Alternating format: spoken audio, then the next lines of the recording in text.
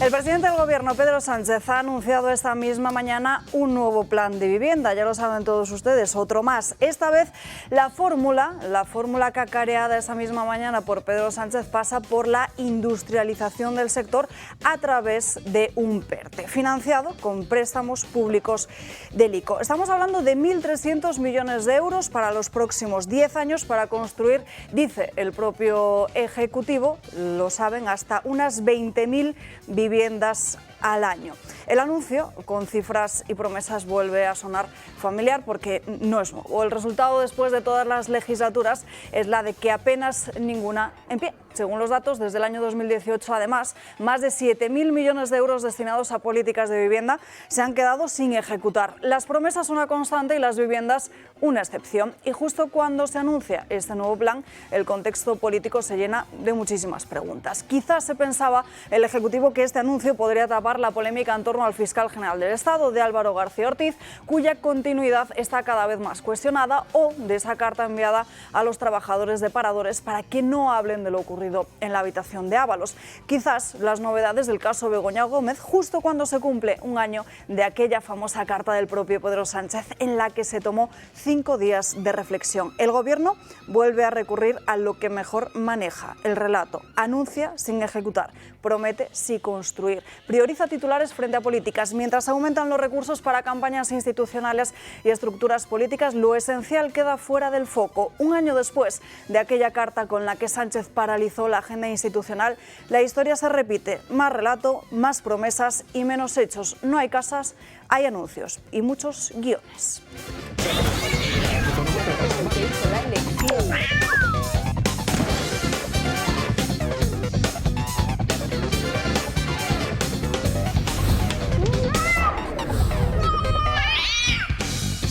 Y no solo la vivienda, ese nuevo plan anunciado por Pedro Sánchez, de lo que hablaremos en el día de hoy, sino que hay otros muchos más asuntos que repasamos ya en nuestros titulares. Pedro Sánchez ha optado por rescindir de manera unilateral el contrato para la adquisición de más de 15 millones de balas destinadas para la Guardia Civil. El motivo, no la ética, sino un giro estratégico en la política por la presión de sus socios de Sumar. Hasta el día de ayer, el Ministerio de Interior insistía en que esa operación iba a seguir adelante, pero entre mantener contento al electorado de Yolanda Díaz o cumplir contratos sin consecuencias, el presidente ha elegido lo de siempre, la estabilidad de su silla. La agencia tributaria confirma lo que hasta hace poco parecía una exageración de novela distópica. Ingresar o sacar efectivo del banco sin justificarlo puede costarle, atención, al ciudadano hasta 150.000 euros. No hablamos de dinero negro ni tampoco de grandes operaciones sospechosas. Hablamos de billetes legales en manos de ciudadanos legales, pero hasta ahora bajo sospecha preventiva. El Ministerio de María Jesús Montero no solo quiere saber cuánto gana usted, también quiere saber cuánto guarda, cuánto retira y, sobre todo, ¿por qué lo hace? El ministro Óscar Puente, acostumbrado a repartir descalificaciones en las redes sociales, se ha mostrado visiblemente incómoda cuando las preguntas han dejado de ser tuits y se han convertido en cuestiones parlamentarias. Ante el testimonio de Jessica Rodríguez, que admitió haber cobrado de una empresa pública sin haber trabajado, el ministro no considera necesario encargar una auditoría para saber realmente qué es lo que sucedió. Llama la atención que esta declaración judicial no sea para Puente más que eso, una noticia. Y Nantes ha sido el escenario de un crimen que lleva el sello del fanatismo. Un adolescente de 15 años, armado con un cuchillo, ha asesinado a una compañera, herido a otros 3 en un instituto. Según los primeros informes, el agresor actuó en nombre del ecocidio global. El cambio climático, convertido en religión ideológica, ha dado paso a su primer mártir armado en Europa. Y no es un caso aislado, es la señal de una deriva peligrosa donde el activismo deja de ser protesta para convertirse en una cruzada. Muy buenas noches a todos los espectadores que hasta ahora sintonizan como cada día El Gato al Agua. Supongo que el rostro que ven hoy aquí no es el que esperaban. José Javier Esparza, por causas de fuerza mayor, que él mismo de forma personal prefiere contar en cuanto vuelva a estar aquí. No ha podido estar hoy aquí con nosotros, pero esperamos que estas próximas horas por lo menos sean entretenidas para todos ustedes y seguro que así será. Gracias a los contertulios que nos acompañan esta noche, a los que empezamos a saludar ya. Don Enrique Calvet, muy buenas noches, un placer volver a coincidir en una mesa en directo con usted. Bueno, sí, ya me contará usted, pero yo, el placer es inmenso por usted, por esta excelente compañía y por los sufridos pacientes que estarán del otro lado, que a lo mejor no comparten ese placer, pero ¿qué vamos a hacer? En cuanto decía nuestra nueva conductor que el rostro que ven ustedes, pues el rostro que ven yo personalmente, estoy mucho más agradado de verlo que el de mi amigo José Javier Esparza, del que quiero, en nombre de muchos supongo, porque lo está pasando mal, quiero, sin desvelar nada, quiero mantener aquí, enviar un mensaje de ánimo y solidaridad. Y por lo demás, de todo lo que usted ha dicho, pues hablaremos, pero vamos, sí decir de entrada, porque es que a veces se le saca puntas eso y cuando uno exagera pierde credibilidad. Mire, lo de Nantes es la obra de un chiflao. Es verdad que Greta Thunberg tanto utilizaron los de tal, pues tampoco era una persona exactamente, totalmente, emocionalmente normal, pero lo de Nantes es un chiflado, o sea, no hagamos todavía de anécdota categoría y pensemos que un ejército de ecosuicidas se va a lanzar sobre Occidente. Seguimos saludando al resto de invitados. Óscar Rivas, ¿qué tal? ¿Cómo estás? Encantado de estar aquí, como siempre, en tan excelente compañía y encantado de coincidir contigo, que hablamos fuera de antena, que nos vimos hace 3 años en Dando Caña y claro, no habíamos vuelto a coincidir y hacer extensivo también los ánimos que ha transmitido Enrique para nuestro querido Javier Esparza. Y preocupado también porque tú hablas del ecocidio, creo que iba por ahí. Y yo estoy preocupado por otros suicidios porque esta mañana me desayunaba en la Gaceta con una noticia que a mí me ha sorprendido. Y es que en Francia cada 2 días muere un agricultor.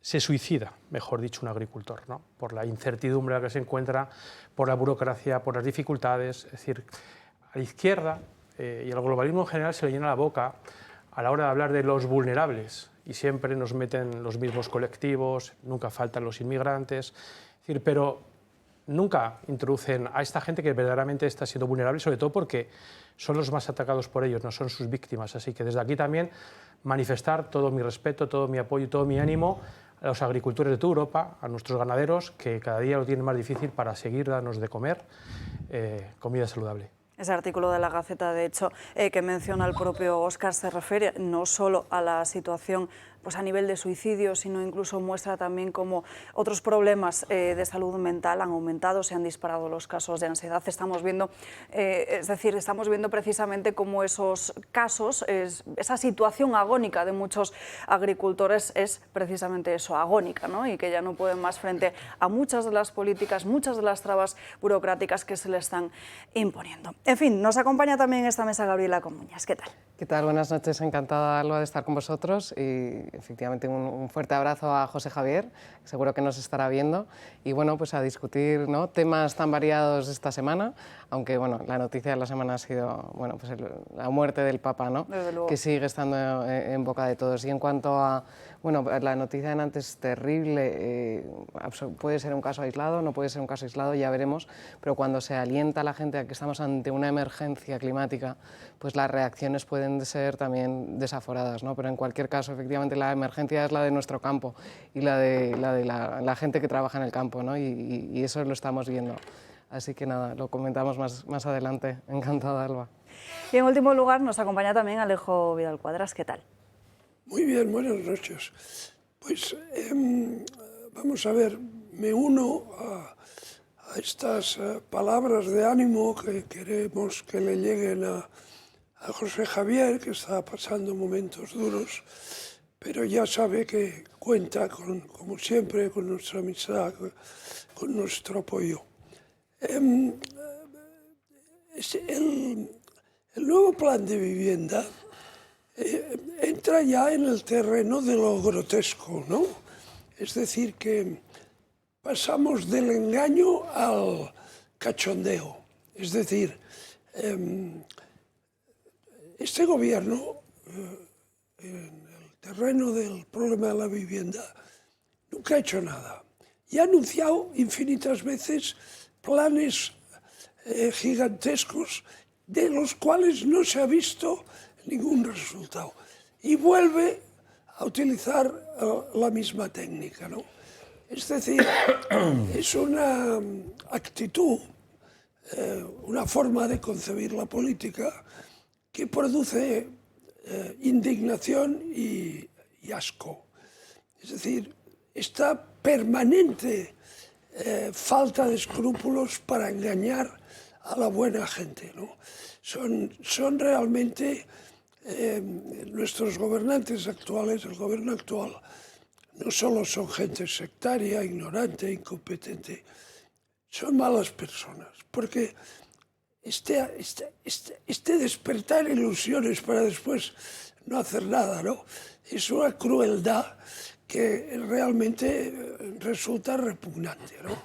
Entonces, los españoles se han de dar cuenta. Yo creo que los medios independientes como este hemos de tener como misión el despertar a la gente del letargo en la que la tiene sumida este gobierno de desaprensivos y que se den cuenta que cada vez que sucede algo que al gobierno le perjudica seriamente, sueltan un señuelo para distraer la atención. Y este plan de vivienda, también falso, como todos los demás, es un nuevo truco de una pandilla de caraduras, ¿no?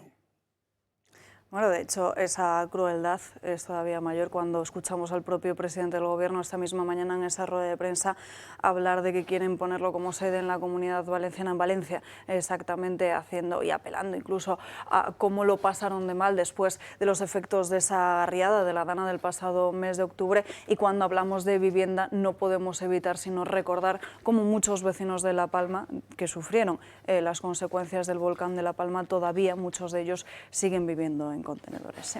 En fin, vamos a irnos con el primer asunto del día, que ya saben que es la noticia de la semana. Antes, unirnos a ese abrazo, a ese mensaje de cariño a nuestro querido José Javier Esparza, que seguro que nos está viendo. Fuertísimo abrazo no solo de esta mesa, sino también de todo el equipo que conforma el Toro Televisión. Vamos con el gran asunto de la semana, que lo señalaba de hecho Gabriela, que es la muerte del Papa Francisco. Ya saben que se está velando su cuerpo, que la capilla ardiente permanece abierta para todos los fieles que quieran acercarse hasta la Basílica de San Pedro a decir su último adiós. El funeral será este sábado a las 10 en punto de la mañana, y era la gran noticia cacareada por la izquierda durante toda esta semana, e incluso esta misma mañana el propio Papa Francisco ha recibido los elogios de Yolanda Díaz, que recordarán todos ustedes cómo incluso fue a visitarle hasta en 2 ocasiones diferentes. Es verdad que perdemos un referente para la humanidad, pero creo que perdemos algo más, lo he dicho muchas veces públicamente, es el embajador del trabajo decente en el conjunto del mundo. Las palabras del Papa Francisco contrastan singularmente con las palabras de Trump, que no hacen más que mostrar la destrucción del bienestar. Bueno, no cesa la lluvia de elogios al Papa Francisco. De hecho, hasta Radio Televisión Española ha comprado ese famoso documental que Jordi Évole realizó en una entrevista al propio Papa Francisco. Pero desde luego, para Yolanda Díaz es un embajador del trabajo, para otros muchos, no sé qué opináis en la mesa. Gabriela, te pregunto primero porque has sacado tú este tema. Es un embajador de ciertas ideologías woke. Pues mira, yo creo que, bueno, en primer lugar, ¿no? O sea, la muerte del Papa no ha dejado indiferente a nadie y hay reacciones polarizadas. Por un lado, pues se oyen algunas críticas del sector conservador porque creen que se estaba alineando a ciertos postulamientos ideológicos progresistas, ¿no? Y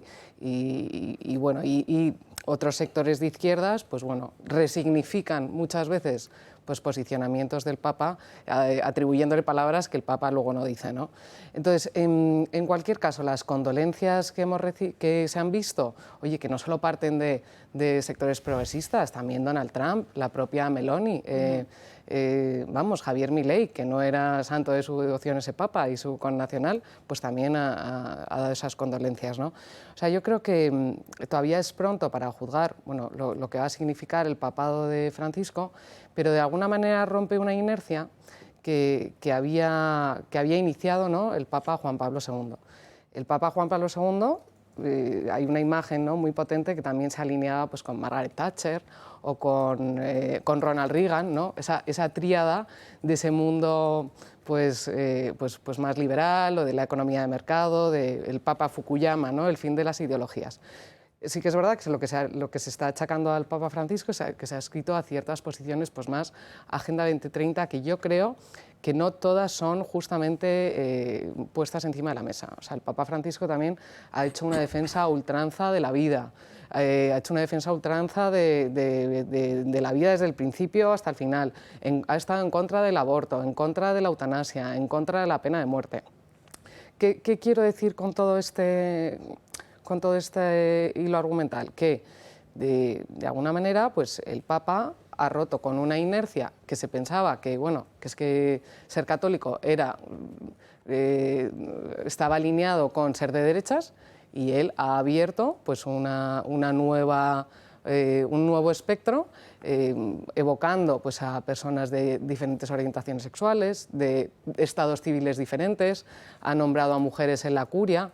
Pero todo esto no significa que el Papa haya sido el embajador de la Agenda 2030. Esto es una resignificación de sectores progresistas, que muchos de ellos también critican al Papa porque dicen que, bueno, pues que sus gestos han sido insuficientes, ¿no? Esa es un poco la visión, pero que creo que muchas veces se apropia también a las palabras del Papa Francisco, ¿no?, como bastión de ciertos sectores progresistas, y no es del todo justo. No sé quién quiere añadir. Veo a Gabriela muy benévola con el difunto pontífice, cosa que la honra porque demuestra su bondad de corazón. Pero el Papa Juan Pablo II, San Juan Pablo II, no fue el Papa del fin de las ideologías, fue un Papa de una tremenda fuerza moral, de un compromiso de enorme coraje con la libertad y con la dignidad de las personas, luchando contra una de las peores lacras del siglo XX, que fue el comunismo. Por tanto, de Fukuyama nada, es decir, él estaba comprometido a fondo con una visión moral, y asimilarlo a un Papa partidario del libre mercado, pues yo creo que es una simplificación injusta. Él, al contrario, él era un hombre de gran convicción moral y defendía el sistema que le da al hombre, al ser humano, mayor dignidad, mayor libertad, mayor capacidad de prosperar, de tener oportunidades en la vida. Y después tuvimos un Papa que era una cabeza privilegiada, que fue Ratzinger. Un Papa teólogo, un Papa que cuando lees sus libros te asombras de esa fuerza intelectual, de esa erudición, de esa claridad en el razonamiento.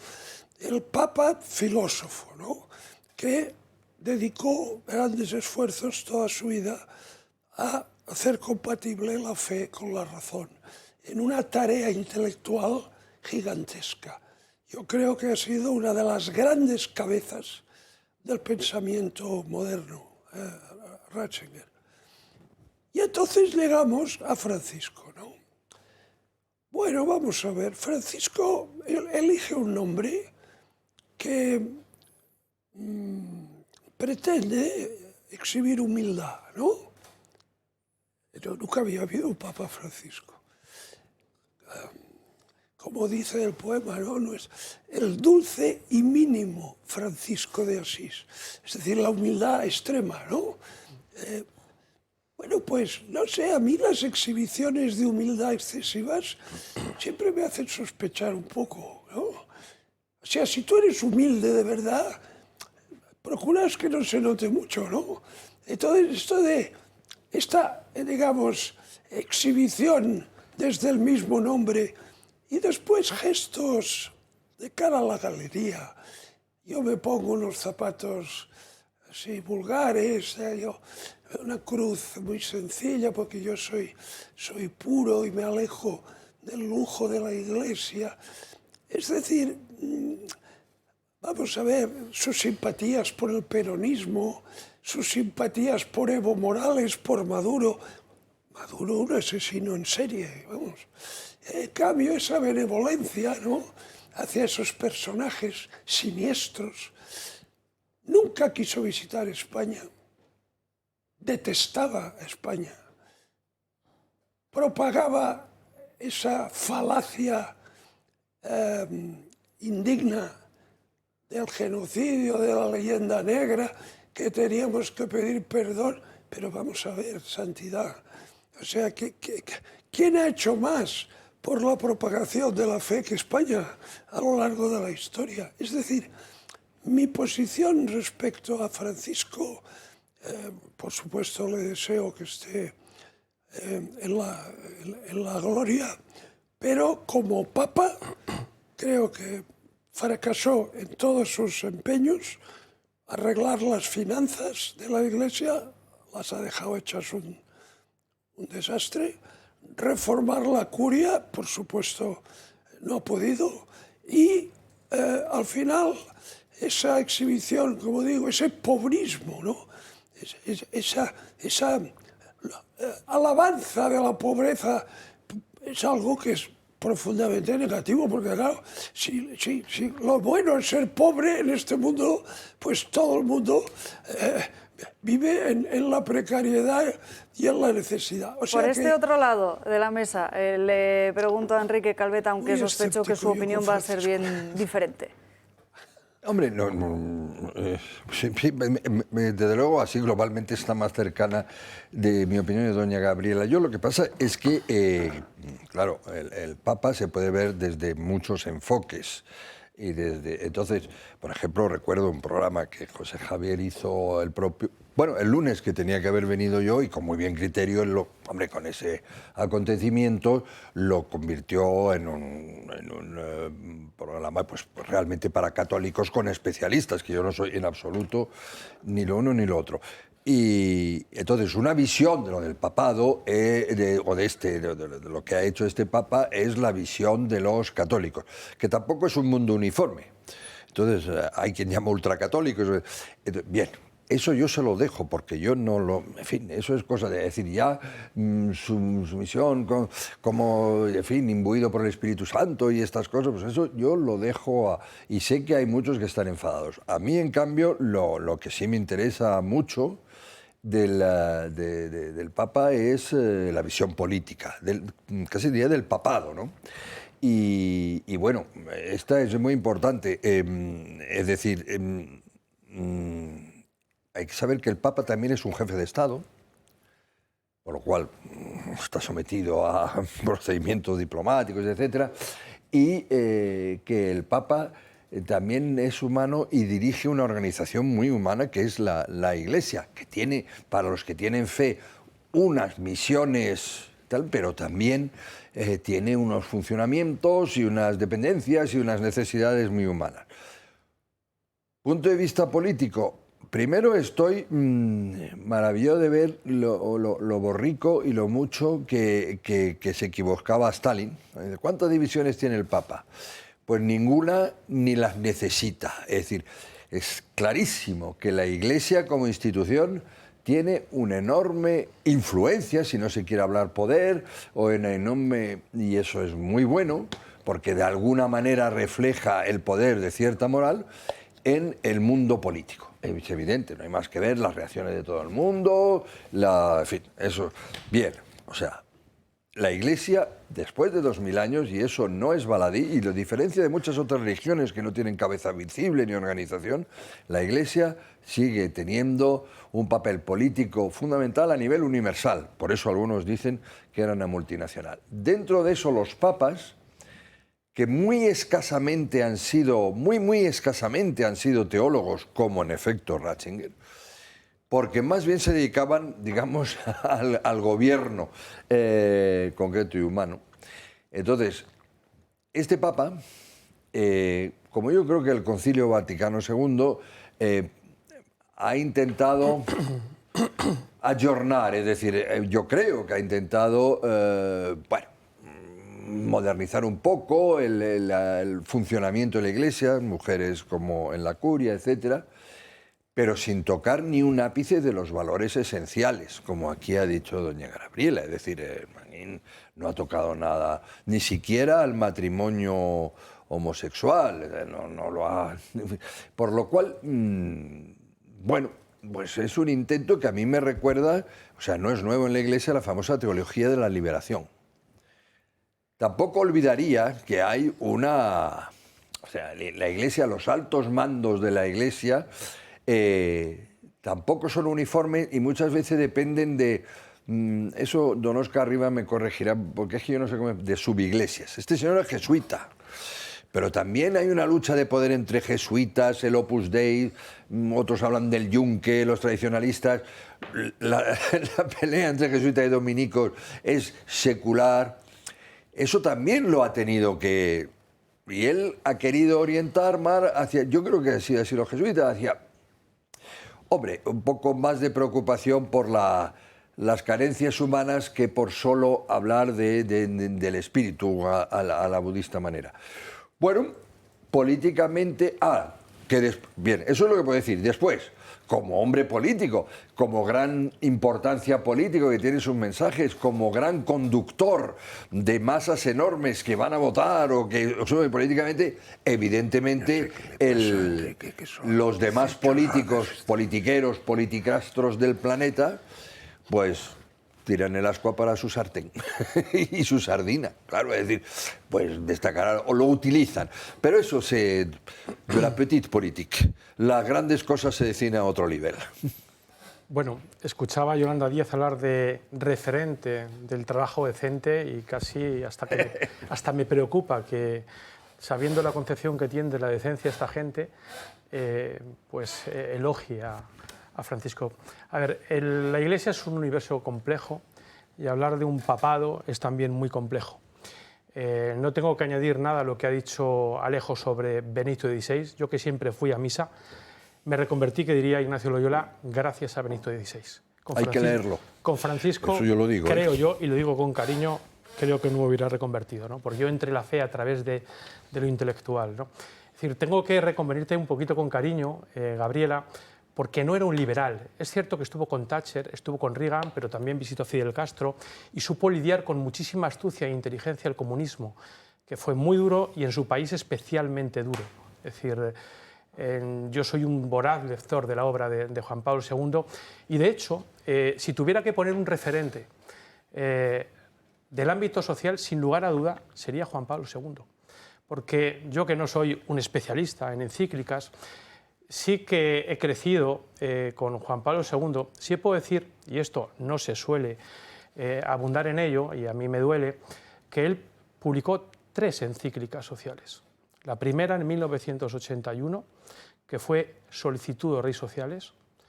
La primera fue Lauren Exercens, en 1981, 6 años después, Solicitud de Reis Sociales, que el nombre lo dice todo.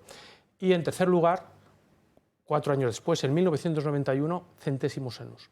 Es decir, Centésimus Annus es una crítica radical al capitalismo y también al socialismo. Es decir, lo que representaba Juan Pablo II era mucho más allá de capitalismo o liberalismo. Siempre estuvo con los necesitados, porque la Iglesia siempre ha estado con los necesitados. Siempre.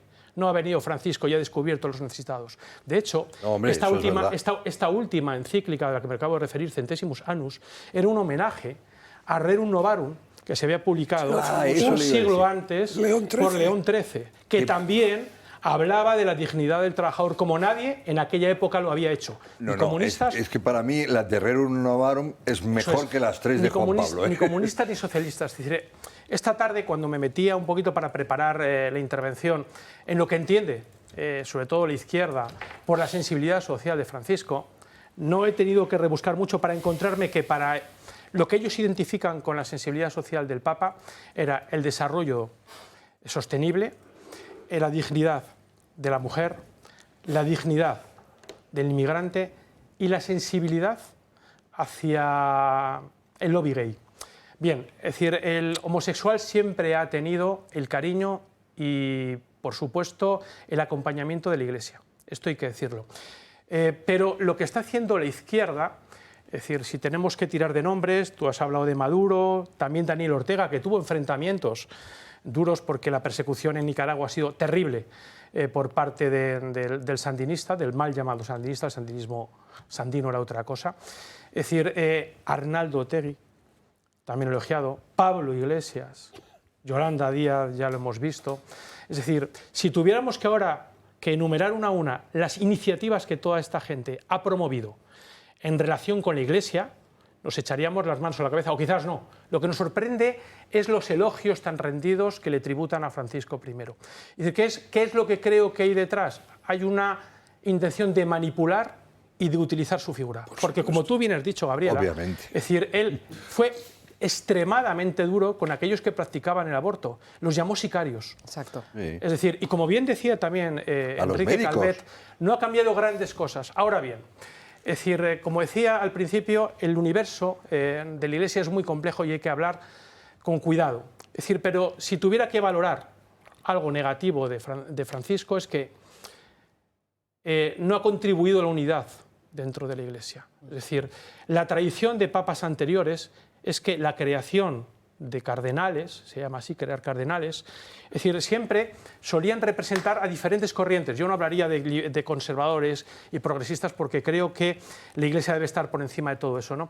Es decir, pero siempre tanto Juan Pablo II como Pablo VI, es decir, como Benedicto XVI, han tenido la sensibilidad de introducir y de crear cardenales de otras corrientes. Creo, y creo no equivocarme, pienso que no me equivoco al decirlo, Francisco ha tirado siempre para una misma dirección, ¿no? Entonces, que no era de izquierdas, pues seguramente no fuera de izquierdas, pero él dijo que no era de derechas y se le olvidó decir que tampoco era de izquierdas. El papado representa mucho más que un papel político. Decía mi admirado Argüello, el presidente de la Conferencia Episcopal, que la izquierda y la derecha son categorías superadas. Estamos de acuerdo en que son categorías superadas, pero el papado debe estar por encima del poder temporal. Es decir, la autoritas que ha tenido desde hace siglos la Iglesia, que no olvidemos que tiene 2000 años de historia, ha sido gracias a la autoritas que le ha concedido esa influencia sobre el poder espiritual, que es lo que necesitan los fieles. Sí, mi punto, Óscar, y ahí estamos de acuerdo, es que igual que se utilizó al Papa Juan Pablo II como exponente del Papa liberal, y él hablaba de justicia social, estoy 100% de acuerdo, sí, lo mismo ha pasado con el Papa Francisco, que se le ha utilizado desde las corrientes progresistas como diciendo, oye, este es nuestro Papa del globalismo y la Agenda 2030. Él habla de justicia social y se le echan encima, pero yo no creo, o sea, él no es un seguidor de la teología de la liberación, es más de la teología del pueblo. Y entonces él lo que tiene es pues, una corriente, él habla, ¿no?, de las 3 T's, tierra, techo y trabajo. Él lo que abre es una nueva sensibilidad a gente que hasta el Papa Francisco se ha sentido excluida, como pueden ser ciertos colectivos de orientaciones sexuales, de no, la Iglesia no formó parte. Y ha abierto, porque oye, pues la Iglesia tiene esa vocación universal de abrir a otros colectivos y romper con el esquema de ser católico, de ser rico y de derechas. Y en eso yo creo que, oye, pues no está mal su acción. Tenemos que dejarlo aquí porque tenemos que irnos a la primera pausa de publicidad del día de hoy. A la vuelta seguimos hablando de otros asuntos. 7 millones de personas viven en nuestro país con artrosis, una enfermedad degenerativa que va desgastando el cartílago de las articulaciones, produciendo dolor e inflamación. Aunque es una patología que no tiene cura, existen 3 tratamientos muy novedosos para tratar sobre todo el dolor que es tan incapacitante. Uno de ellos son los guantes de Relax Quanti Nanotex. En sesiones de 20 minutos ofrecen los tratamientos más innovadores recomendados por los reumatólogos para las personas con artrosis de manos sin tener que moveros de casa. Para los que lo tenéis localizada en la rodilla, la solución es la rodillera, que utiliza ondas de radiofrecuencia que genera el calor y disminuye el dolor, permitiendo recuperar la movilidad. Y por último, este cinturón para aliviar el dolor en la zona dorsal y lumbar, gracias a una combinación de láser dual, infrarrojos, calor local y masaje por vibración. No lo dudes, llama al 900-730-122 y di adiós al dolor de manos, rodilla y ahora también de la zona lumbar.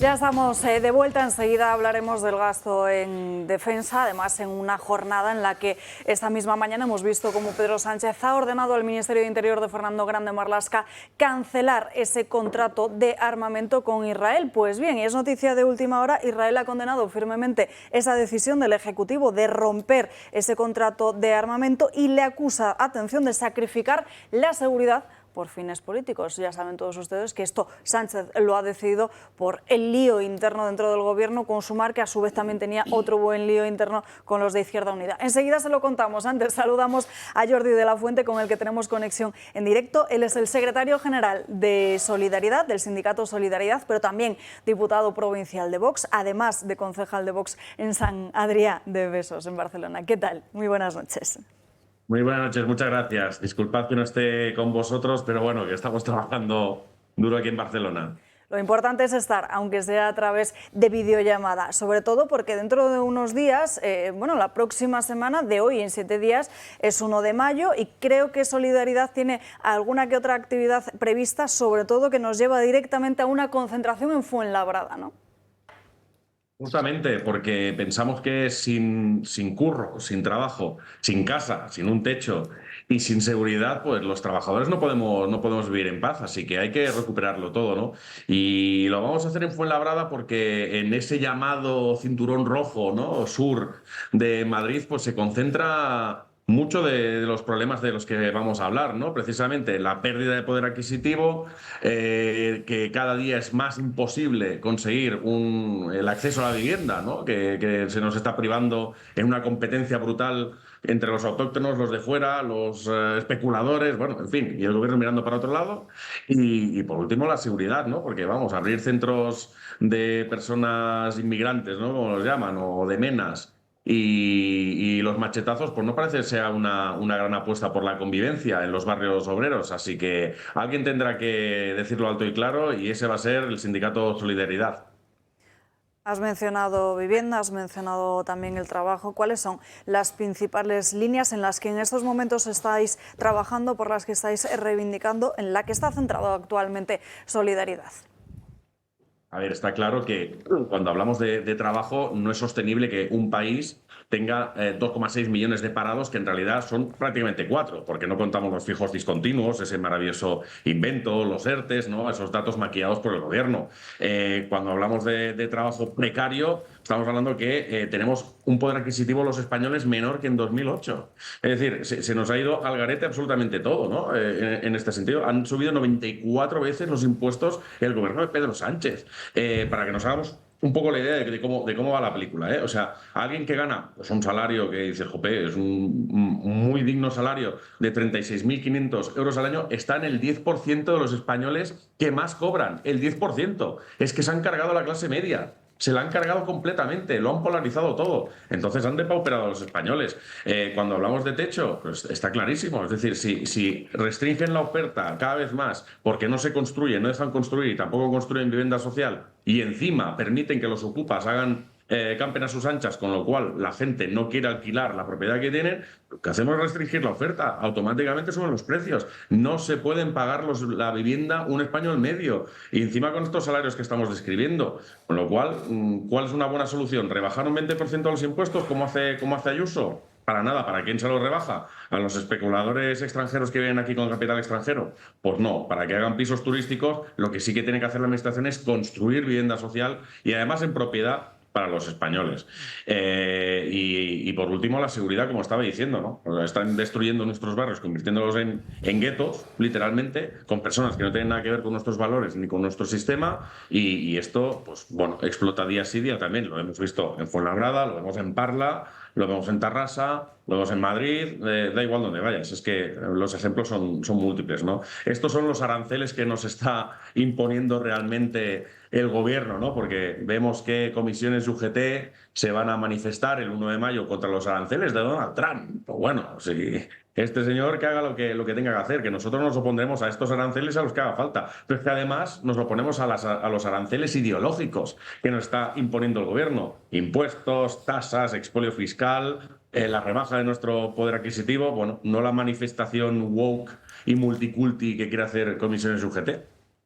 Jordi, precisamente por eso te iba a preguntar por los llamados sindicatos de clase, porque muchas de estas exigencias deberíamos escuchárselas a comisiones obreras y a UGT, que han monopolizado desde hace años el 1 de mayo. Parece que no podía existir otro sindicato diferente, o incluso sindicatos como estos dos, que al final estamos viendo cómo bailan al son de agua del propio gobierno, mientras que por mucho menos en años anteriores o con gobiernos anteriores salían a la calle a la mínima, ¿no? Muchos de nuestros espectadores os conocen, saben precisamente qué es lo que defiende Solidaridad, pero hay muchas diferencias, ¿no?, con comisiones obreras y UGT. No, desde luego, es que lo estás describiendo la mar de bien, ¿no? Los únicos que han convocado una huelga general en los últimos años ha sido Solidaridad.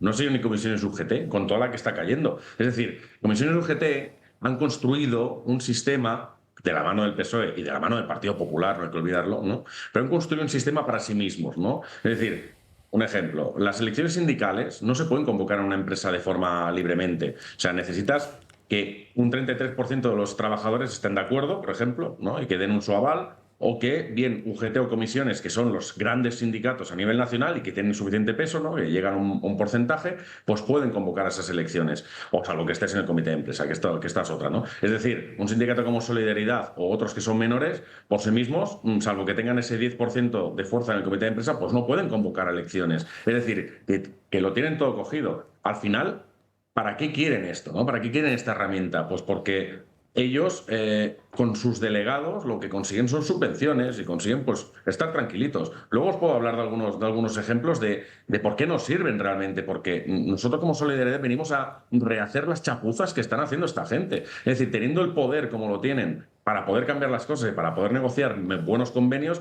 lo que hacen son auténticas chapuzas. Si es que realmente no les interesa. Lo que les interesa son sus cuotas de delegados sindicales para obtener subvenciones y para mantener sus chiringuitos. Y evidentemente recibirlos desde la administración pública en forma de subvenciones, ¿no? O sea, ya no solamente por la representación sindical, sino a través de las diputaciones, de los gobiernos autonómicos, para financiar, pues bueno, para regalar los congresos que celebran, actos que celebran, manifestaciones que celebran, tanto UGT Comisiones como sus organizaciones paralelas que tienen NIFs distintos, pero tienen idéntico fin.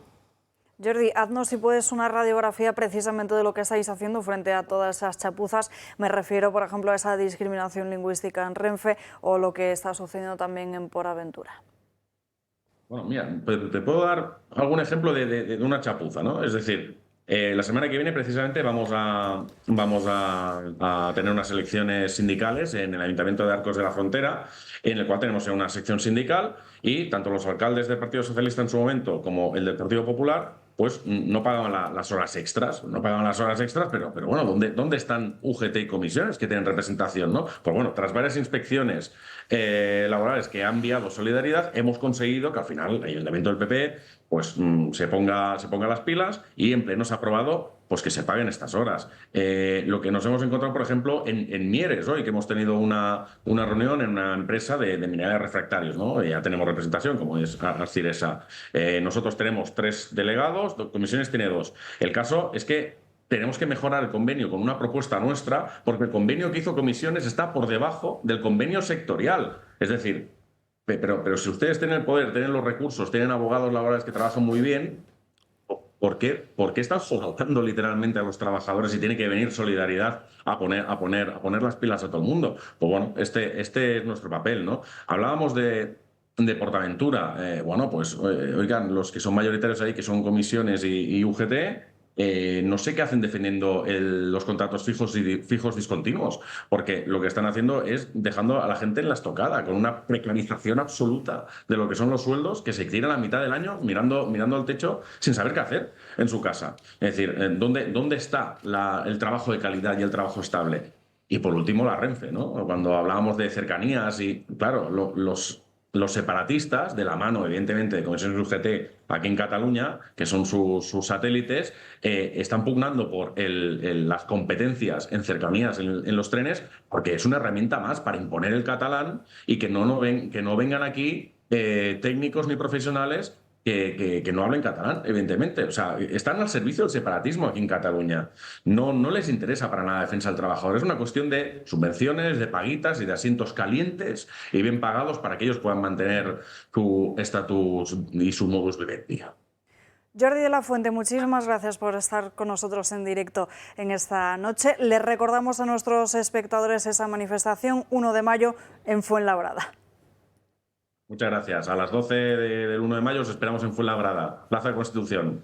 Allí nos vemos. Manifestación, recuerden, en Fuenlabrada a las 12 del mediodía en la Plaza de la Constitución. Vamos con otro asunto, porque precisamente ha mencionado Jordi en la materia el asunto de la vivienda, que es algo que preocupa mucho en nuestro país por la falta de oferta y sobre todo por los precios. Más todavía muchos de nuestros jóvenes que a los 30 años ven como todavía no han podido abandonar la casa de sus padres o bien como han tenido que volver precisamente a ella porque no son capaces de, con unos contratos temporales, poder pagar el alquiler a final de mes. Esta misma mañana hemos tenido una nueva promesa de Pedro Sánchez, que bien podría considerarse una promesa electoral por todas las que acumula ya a sus espaldas.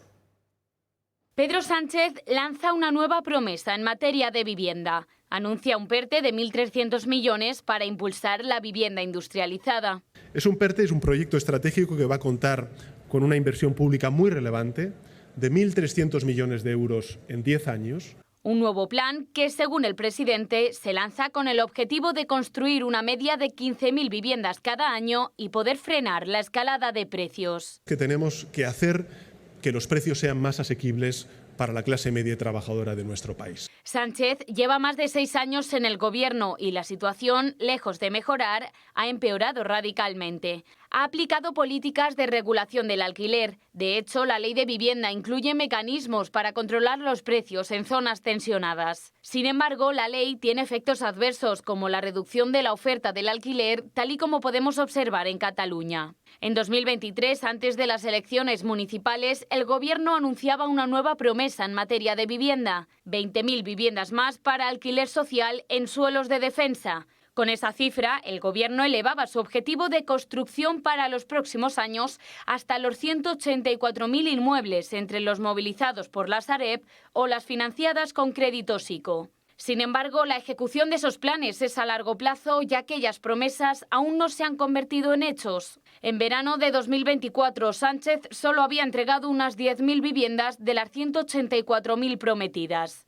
Es decir, solo el 5,5%. Sin embargo, según el Gobierno, ya están en marcha otras 81.000 viviendas. Ahora Sánchez realiza un nuevo anuncio y compromete 1.300 millones para el nuevo PERTE. Mientras tanto, los precios siguen subiendo. Una nueva promesa que está por ver si se hace realidad, pero que tampoco solucionará el problema de la vivienda. En cambio, el Ejecutivo se centra en comprar armas en lugar de cumplir sus promesas en materia de vivienda. Bueno, y ese anuncio además ha llegado envuelto de mentiras porque se ha referido a la ley de vivienda que es el mismo gobierno del Partido Socialista ha sacado adelante. Dice que funciona y que en ciudades como por ejemplo Barcelona lo que se ha hecho es precisamente aumentar la oferta y reducir el precio del alquiler, cuando los propios datos oficiales del Ayuntamiento de Barcelona nos dicen evidentemente, Alejo, todo lo contrario. Bueno, porque es que la fórmula para que haya un mercado de vivienda operativo y eficiente es conocida. O sea, no hay que descubrir América. Suelo disponible, seguridad jurídica, acción pública para construir vivienda de tipo asequible, social, y, por supuesto, el activar la oferta, es decir, aumentar la oferta, tomar todas las medidas para que la oferta sea abundante. Cuando se hace eso, inmediatamente el precio baja, la gente puede comprar. ¿Qué hace este gobierno? Medidas intervencionistas. Exactamente lo contrario. Resultado de su política. Alquileres cada vez más altos, precios de la vivienda cada vez más altos y escasez de oferta. Porque claro, si tú al mercado no le dejas funcionar de acuerdo con las reglas de la racionalidad económica, pues es un desastre. Los de Podemos, a mí los de Podemos me hacen gracia porque, a ver, tú puedes tener ideas políticas en un sentido o en otro, pero hay una cosa que es la lógica elemental, ¿no? La propuesta era, lo recordaréis, por decreto se bajan todos los alquileres a la mitad, ¿no te acuerdas? O sea, si tú de mañana, por decreto, bajas todos los alquileres de España a la mitad, España entra en quiebra. O sea, vamos a la ruina, comemos todos piedras, buscamos en la basura a ver si encontramos algo. Es decir, hay cosas que son realmente inconcebibles, ¿no? Enrique. Sí, vamos a ver, ha hablado usted de dos temas, estando totalmente de acuerdo con lo que ha dicho don Alejo, que son el síntoma de que España no está gobernada. España no es un país serio y es muy mal momento para no serlo, ¿no? Primero ha hablado usted de lo de, no sé si volveremos sobre ello, lo del contrato con Israel. Luego hablaremos de ello. Bien, pues entonces eso, porque es también un delirio gubernamental. Bien, entonces vamos a por esto de la vivienda. Vamos a ver, el PERTE per se, por lo que he leído entre líneas y tal, y aislándome de temas técnicos que no conozco, es decir, que supongo que se podrá trabajar en las Cortes o no para perfeccionarlos si hay problemas técnicos y tal, pero bueno, está bien. Estamos, además yo le he dicho hace tiempo, estamos en una situación malamente creada, que de eso hablo después, casi de posguerra en el ámbito de la vivienda, es decir, no hay y hay generaciones de jóvenes que pueden verse perjudicados y sacrificados toda su vida. Luego hay que actuar con rapidez, bien, entonces esto parece ir en el sentido, tiene otra ventaja, que se convierte en PERTE, es decir, que los famosos planes de utilización de los fondos europeos, vamos a verlo así, que es una desgracia. Bueno, pues hasta ahora solo se dedicaban a lo verde y a otra cosa también absoluta, a lo inclusivo, creo, no sé. Bueno, pues ahora meten esto reconociendo que es una política fundamental sobre la que no es que haya que apostar, es que es indispensable abordar un gravísimo problema social generacional. Bueno, esto puede estar bien y se le puede reprochar de llegar muy tarde. Para mí, el PERTE así leído y dejando a los grandes especialistas decir, bueno, habría que hacer tal cosa, como por ejemplo crear suelo como sea. El PERTE así leído a mí no me parece mal y además yo soy un gran defensor de lo que demostró Austria después de la guerra, es decir, la utilización ahí social, de un sector público razonable, potente, que aliviaba un gran problema, pero que seguía en manos de eso para seguir aliviando a los demás una vez que a los jóvenes que se les había permitido emanciparse llegaban al derecho a su propia vivienda a medida que después de una guerra se crecía. Bien, el otro punto del análisis es lo que usted destaca, dice, sí, pero aparte de que llega tardísimo, es que da igual porque nadie se cree lo que promete. Eso ya es otra. Es decir, esto puede estar muy bien, el problema es que la credibilidad es cero. Cero. Y es cero hasta para los financieros, que es lo importante. Es decir, esto ya no mueve a nadie. Dice, pero ¿cuándo? La famosa operación Campamento. Pero ¿cuántos siglos vamos a arrastrar esa gran salida para Madrid y la formación que... Y después ya lo de los alquileres, hace muy bien, es decir, vamos a proteger a los arrendadores, también lo dice, pero, o sea, no hay que olvidar, que eso es lo que olvida pues Sumar y esta gente, bueno, esto, en fin, que son propuestas, como ha dicho muy bien don Alejo, de patio de colegio, ¿no? Que la vivienda también es un activo financiero. No es solo un bien de primera necesidad y una cosa constitucional. Es un activo financiero. Es más, la vivienda hasta ahora ha sido los verdaderos fondos de pensiones de los jubilados españoles, de esta generación, de los boomers como somos. Eso es lo que tienen. Y por lo tanto, el alquiler es un complemento de pensión para mucha gente y gente pues vulnerable en el sentido de que son pensionistas medios. Eso hay que tenerlo en cuenta. Y no son grandes tenedores como precisamente no son los grandes tesos, los grandes tenedores. Entonces, esta gente, la mejor manera ya de recuperar, en fin, algo de crédito en su ahorro de vida y todo eso, es abrogar absolutamente esas leyes que se ha hecho como en Barcelona y tal, porque como dice la sabiduría popular, hay dos maneras de acabar con una ciudad. Una es bombardearla y la otra es limitar los alquileres. Limitar el precio de los alquileres. Pero porque, como bien decía Calvet, la vivienda es un dato económico, sí, pero no solo, sino también es un indicador moral y precisamente político, y un gobierno que no es capaz de facilitar o solucionar el acceso a la vivienda está fallando en lo fundamental. Por supuesto. Sí, bueno, Sánchez no es que esté fallando en lo fundamental, está fallando en absolutamente todo, y no sé muy bien si está fallando o son políticas provocadas porque cuanto más pobreza, más subvenciones, cuanto más subvenciones, más dependencia, cuanto más dependencia, más poder para aquellos que se aprovechan de los más necesitados, ¿no? En sus palabras, vulnerables, porque estos sí que son vulnerables, ¿no? Es decir, él decía en el discurso de hoy que lo que él propone representa un cambio de paradigma. Un cambio de paradigma. Es que me tengo que reír. ¿Y quién no? O sea, es que me tengo que reír. Y en efecto, porque y ya no solo por lo que va a hacer, sino por lo que lo ha hecho, representa un cambio de paradigma. En las últimas décadas, España era un país de trabajadores donde los pequeños propietarios podían acceder a una vivienda, la clase trabajadora, con el sueldo de uno de sus miembros, porque la mujer entonces no trabajaba, no estaba tan incorporada como ahora al mercado laboral, podía comprar una vivienda y podía además pagarla en pocos años. Ahora esto es imposible, es una gesta que alguien joven pueda acceder a una vivienda.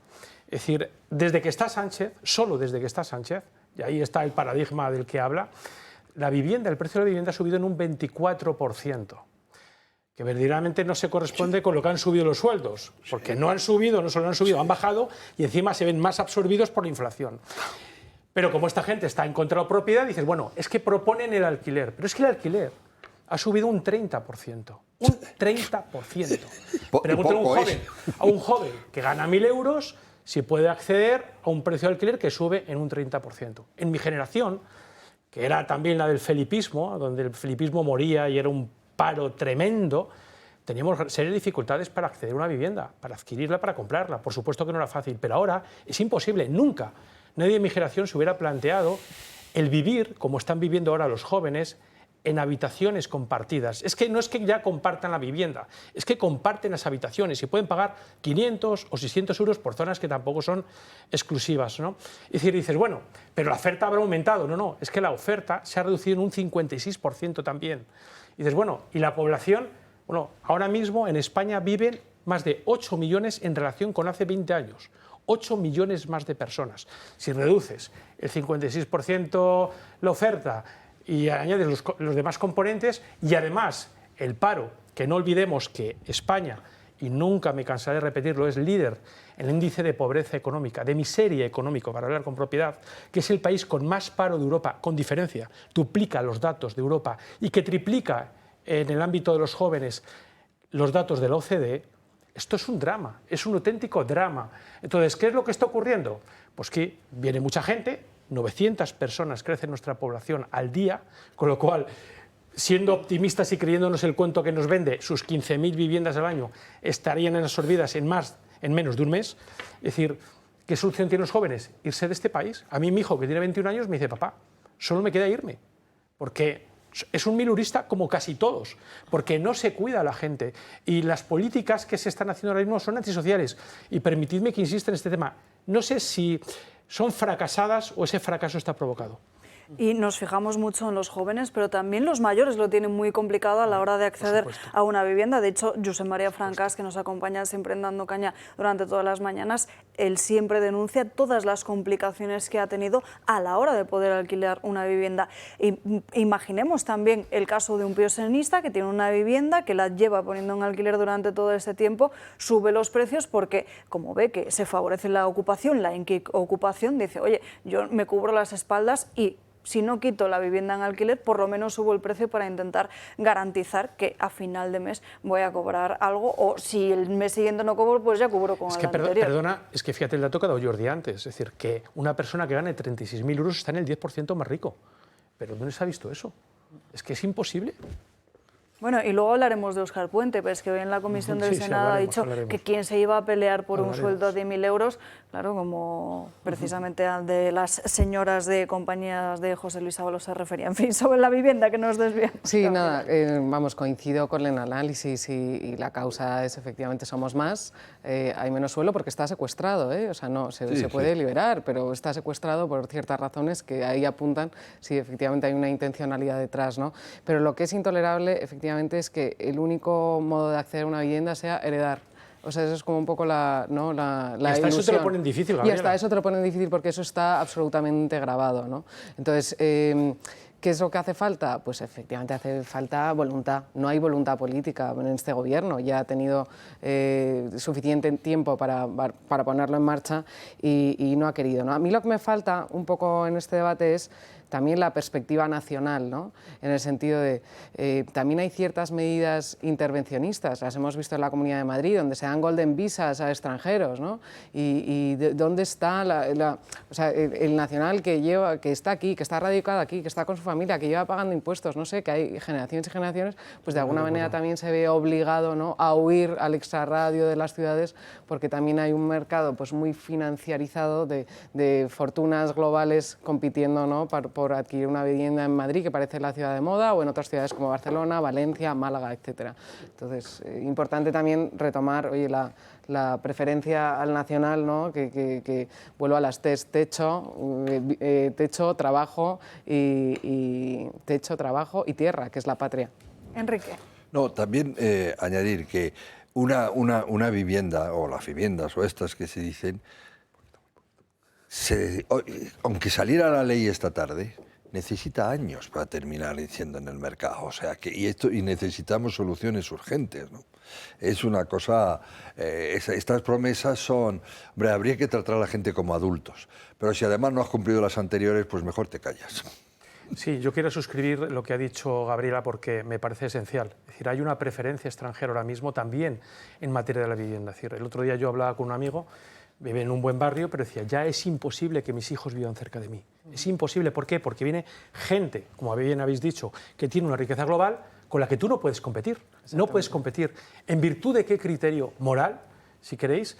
Es decir, alguien que acaba de llegar ahora mismo tiene un privilegio fiscal sobre todos aquellos que llevamos toda una vida, o igual no toda una vida, pero que nos hemos ganado el derecho a que se nos trate con respeto, desde luego. Nos vamos a ir a una breve pausa de publicidad y a la vuelta le pregunto a Alejo Vidal Cuadras por ese comunicado que hemos conocido esta mañana del Servicio Secreto de Holanda, pero tendrá que ser tras una breve pausa de publicidad.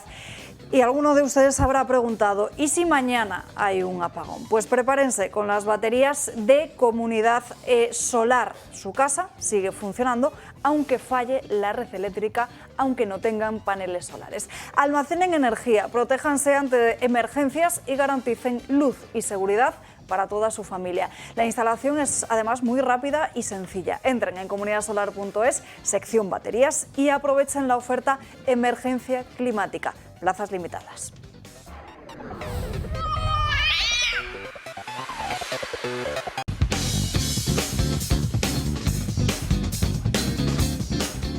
Seguimos esta noche aquí en El Gato al Agua y como les decía antes de esta breve pausa de publicidad, me gustaría preguntarle a Alejo por ese comunicado que hemos conocido esta mañana del Servicio de Inteligencia de Países Bajos, que además respalda esa tesis que tú mismo siempre has mantenido desde un primer momento, acusando a Irán de ese intento de asesinato.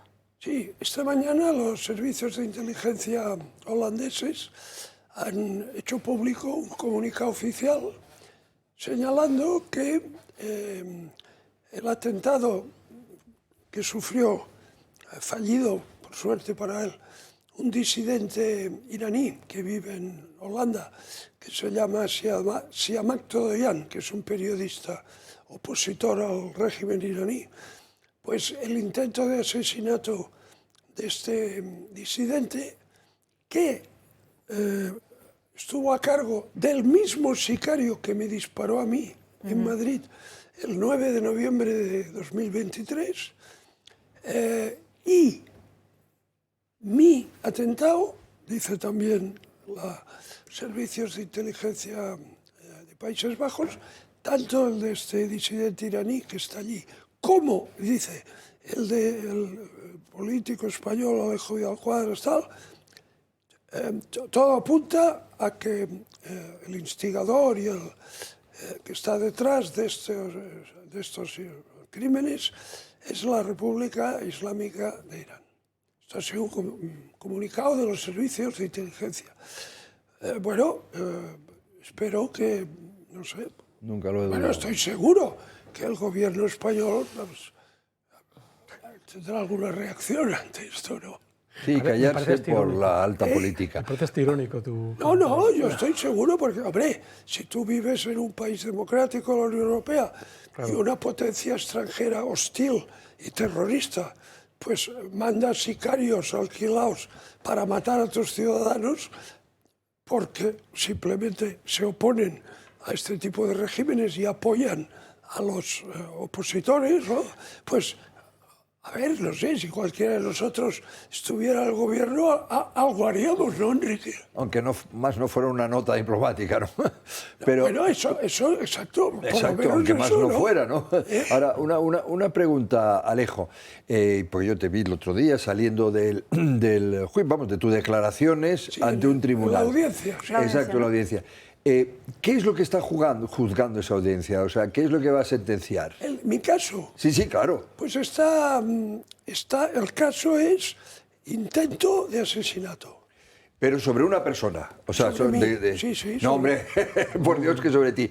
Digo, hay un acusado, que es el... No, hay 8 detenidos. Hay 8 detenidos, vale. Entre ellos, el sicario que me disparó, o sea, que se llama Mérez Ayari, que es un franco-tunecino, asesino a sueldo de una mafia, ¿no? Yeah. Y entonces colaboraron, porque fue una operación, como ya se ha explicado, de una gran sofisticación, porque me estuvieron siguiendo durante semanas, grabándome y tal, y participó un equipo muy amplio, plurinacional y pluridisciplinar. O sea, que fue una cosa profesional, ¿no? Claro. Y entonces están todos arrestados, 8. Están todos arrestados, pero alguno fuera de España. Salvo uno que parece ser que era el coordinador, un poco el organizador, que este es un ciudadano español de origen marroquí, que se llama Sami Bekal, que es otro sicario conocido por la Policía Internacional, pero a este no le han detenido porque está en paradero desconocido. Pero están muchos detenidos fuera de España, ¿no? A ver, se ha detenido gente en Francia, se ha detenido gente en Colombia, en Holanda, ¿no? Se ha detenido gente en Holanda. Y en España. En España. Lo que quería decir es que lo que el tribunal va a dictaminar, no sabemos, pero o debería o lo que sea, es a condenar por intento de asesinato a una serie de personas. Eso es. Pero no va a hablar del régimen iraní. No, la justicia lo que hace es juzgar delitos. La justicia no hace política. Exacto, estoy de acuerdo. Lo que pasa es que el tribunal que en su día juzgue a toda esta gente, pues dependiendo de su grado de participación y conocimiento del delito, pues recibirá la correspondiente pena, ¿no? Claro. Alejo, una pregunta que me ha Por surgido... cierto, el sicario que me disparó, y que está en la prisión en Holanda, Holanda, sí. La audiencia ha pedido traerlo para acá ya, claro. Sí, claro, claro. Una pregunta que me ha surgido muchas veces y nunca te la he formulado, pero lo pensé incluso después de conocer las reacciones, días después de las reacciones que siguieron a tu atentado. Es decir, me pareció pocas las reacciones, es decir, muy tímidas las reacciones. Esta fue mi impresión. Es decir, yo cuando supe la noticia por mi mujer, digo, pues ya verás, se tiene que liar algo, porque de alguna manera tu papel ha sido muy importante en la política de los últimos años, ¿no? Es decir, me llamó mucho la atención. Es decir, si hubiera sido de otras ideas, yo qué sé, un Pablo Iglesias, un Felipe González, un Alfonso Guerra, es decir, ¿crees que hubiera tenido más repercusión? Pues no lo sé. Yo lo único que te puedo decir es que después del atentado, en el plano social, tuve miles, cuando digo miles no lo digo en sentido retórico, sino descriptivo, miles de muestras de apoyo, de ánimo, de mensajes. También incluso muchas, artículos. Incluso artículos, porque exactamente, escribí uno. Por supuesto. Y después también de políticos y expolíticos, sí, tanto de derecha como de izquierda. Y he de decir que tuve llamadas y muestras de interés muy afectuosas de políticos del PSOE, pero todos de otra época. Sí, claro, como yo. ¿Qué iba a decir? Vamos a ver, somos adultos, este es un programa que sí, nos siguen personas muy avezadas y tal. Esto ha sido, es que yo creo que es muy típico, es lamentable, pero esto ha sido una patata caliente insoportable para este gobierno, para el gobierno, pues porque quiere mantener un perfil bajo frente a Irán. Y claro, pues se ha notado, es decir, lo ha hecho, pues eso, en fin, eso es verdad. Y que eso me parezca moralmente reprobable, pues sí, a mí sí, pero a mucha gente no. Ellos no quieren enfrentar, no quieren el nivel fuerte. ¿Por qué? Por lo menos, digamos, una parte del gobierno, porque iba a decir los socios, no son los socios, es que una parte del gobierno le debe mucho a Irán. Y esto nos lleva precisamente al siguiente asunto del que vamos a hablar, que es precisamente ese contrato de armamento que ha generado todo tipo de críticas en estas últimas horas, sobre todo por la aceptación de Sumar con esa compra de balas a Israel, a pesar de que desde el año 2023 se han firmado hasta 40 contratos diferentes. Actualmente hay otros 9 en trámite, pero esta misma mañana conocíamos cómo precisamente el Ejecutivo reculaba. Pedro Sánchez ordenaba al Ministerio de Interior, a Fernando Grande Marlaska, cancelar este contrato, y todo para que la continuidad del presidente siga garantizada, porque en Sumar había un lío tremendo. El Gobierno recula y cancela el contrato para la compra de balas a Israel. En menos de 24 horas y tras las amenazas de ruptura del Gobierno de coalición por parte de Izquierda Unida, el Ejecutivo da marcha atrás y decide rescindir el contrato de manera unilateral con la empresa israelí IM Systems, de la que es socio el presidente de Indra, Ángel Escribano, un desenlace del que Yolanda Díaz se atribuye el mérito. Llevo desde ayer negociando con el ministro Marlaska y con la presidencia del Gobierno, y aquí, como pueden entender, es lo que les puedo decir, y lo he hecho personalmente. Para que sea efectiva esa cancelación del contrato, la Junta de Inversión de Material de Doble Uso denegará a la empresa el permiso de importación de este material a España, y después el Ministerio de Interior rescindirá el contrato, que supone 6,6 millones de euros en balas. El contrato, por cierto, se ha publicado hoy en el BOE pese a formalizarse en Semana Santa. Los ministerios competentes y la Abogacía del Estado están estudiando posibles reacciones legales, pero precisamente fue la Abogacía del Estado la que trasladó a Interior la conveniencia de no romper el contrato. Al estar tan avanzada la tramitación, la anulación podría suponer la indemnización del coste total, es decir, los 6,6 millones de euros, por lo que ahora España tendrá que pagar una sanción millonaria y no recibirá la munición. Según el Gobierno, esta decisión se toma por razones de interés general. Teniendo en cuenta, lógicamente, pues los pros y los contras, que los tiene también desde el punto de vista económico. Hay que cumplir ese contrato. Dejar sin efecto un contrato por un problema personal del presidente del Gobierno y por la inestabilidad política que genera ese contrato es propio de un país de otras latitudes a los países de la Unión Europea. ¿Cuánto vale la rescisión de ese contrato? ¿Quién va a pagar la rescisión de ese contrato? Fuentes del Gobierno aseguran que no ejecutarán ningún contrato más de armamentos de Israel, pero lo cierto es que tienen adjudicados otros 9 contratos. Y en total, desde 2023, hay 40 compras a empresas israelíes por valor de 1.000 millones de euros. Bueno, este es un ejercicio más dentro de esa política convertida en un acto de representación constante del propio Ejecutivo, porque esta decisión, el hecho de revertir precisamente ese contrato, desde luego no sorprende a nadie, no se hace por interés general, sino única y exclusivamente por un interés político, y sobre todo también es preocupante el hecho de cancelar un contrato con el que antes por 6 millones teníamos balas y ahora por 6 millones no tenemos nada, Óscar. Vamos a ver, a mí perdón, pero como me revuelven las tripas, yo suelto mi bilis primero y después aprenderé de los demás. Pero es que esto ya es lo intolerable, aunque sea una anécdota, es decir, y es mucho más grave de lo que parece. Vamos a ver, es que es ridículo, es atender a una petición de asamblea, ni siquiera de preulla, de asamblea de colegio. Es decir, esas balas se van a comprar. No se han roto las relaciones diplomáticas con Israel, no se ha roto tampoco las relaciones con Menacia, hay mucho más. Es decir, es ridículo, pero es un ridículo peligrosísimo, es inaceptable, es una vergüenza. ¿Por qué? Por la respuesta que ha dado Israel. Y Netanyahu, todos sabemos que no va con chiquitas. Y ha dicho, bueno, pues España sabrá, ¿verdad?, si quiere fragilizar más o menos su seguridad. O sea, él le ha dicho que sigue posicionándose en el lado equivocado de la historia. Perdón, sí, le dice también que sigue posicionándose claro, en el lado es decir, no se trata de la India, no se trata de Israel, de cuyos servicios secretos somos muy deudores en temas fundamentales. Vamos a lo mismo que hablaba antes, somos adultos y tal. A Israel rompes de pronto rompes la ley, porque los contratos han de cumplirse. Y todo esto para que Yolanda Díaz diga esto, bueno, verdaderamente no es que este país no sea ingobernable, es que ya es ridículo. Y ya me soltó mi bilis. Permitidme, yo respeto mucho, pero... Le tocaba a Óscar. Me tocaba. A ver, efectivamente es muy poco serio, como dice, pero ¿dónde queda el bien común que había detrás de este contrato? Es decir, de lo que se decía en el mismo, es que el objetivo era aumentar, ampliar la seguridad de los españoles a través de la formación que van a recibir los guardias civiles, ¿no?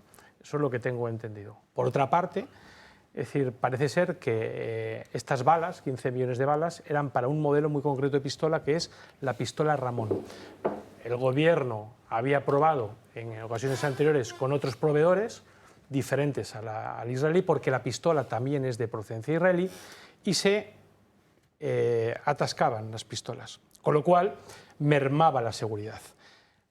Esto parece ser que es lo que ha motivado que vuelvan otra vez a comprar las balas a Israel, ¿no? Porque hay una relación, como digo, íntima entre la pistola y el proveedor, es decir, el proyectil y el proveedor israelí, ¿no?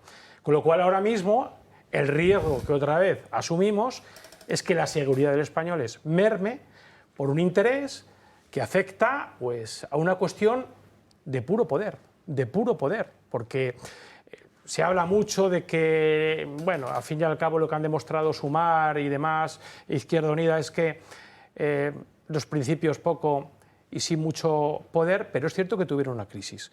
Es decir, y aquí hay que tener en cuenta también una connotación política, y es que Izquierda Unida ha enseñado por primera vez la patita, porque estamos en un periodo preelectoral, aunque queden 2 años, las cosas están moviendo y la izquierda está muy revuelta, la extrema izquierda que está a la izquierda de la extrema izquierda del PSOE, porque aquí hablamos de ultras, ¿no? Y cuando ayer salió Maillo diciendo, oye, Izquierda Unida ha puesto los pies, o sea, los puntos sobre las íes, Yolanda Díaz cayó. Y hoy ella se ha aventurado a decir que ella ha sido la que ha negociado. Cuando le han preguntado, oye, pero esto ha sido una cuestión de Izquierda Unida. No, lo he negociado yo plenamente y tal. Es decir, hay una crisis, pero sobre todo las izquierdas tienen muy en cuenta que lo que se juegan es mucho. Cada día que pasa no es mantener el escaño, que también, porque esta gente, ¿de qué iba a vivir si no estuviera en la política? No llegaba a los 900 euros porque nadie les querría, es que no hay más que escucharlos para saber lo que puedes esperar de ellos, ¿no?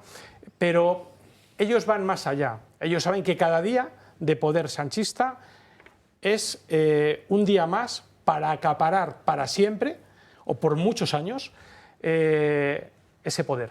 O sea, yo lo tengo muy claro. Es decir, por eso era tan importante que Sánchez ganara por lo civil o por lo criminal en esta legislatura. Es decir, porque todas las medidas que están tomando, no sé si después hablaremos del aniversario, todas... Es para perpetuarse. Eso es, para perpetuarse, para contradecir el Estado de Derecho en nombre del Estado de Derecho y para hacer volar por los aires la democracia en nombre, eso sí, de la democracia. Bueno, y después hay otro aspecto. Vamos a ver... En el mundo puedes tener enemigos, agentes hostiles de muchas clases. Pero si hay uno, Enrique, que no te conviene tener contra, es Israel, ¿eh? ¿Estás de acuerdo, no? Sí. Estados Unidos tampoco, ¿eh? Estados Unidos tampoco. No, pero Israel, estoy completamente de acuerdo contigo. Sí, pero, a ver, esto que dicen, tal es mal enemigo. Exacto. Por ejemplo, tú imagínate, cosa que puede suceder mañana, que el jefe del Mossad llama a la directora del CNI y le dice, se acabó lo que se daba. No me llames para nada. Esto solo nos pone en una situación de riesgo. Segundo, un contrato firmado entre Estados. Contrato firmado entre Estados. ¿Cómo dejas? Que tú dices, ahora no lo cumplo.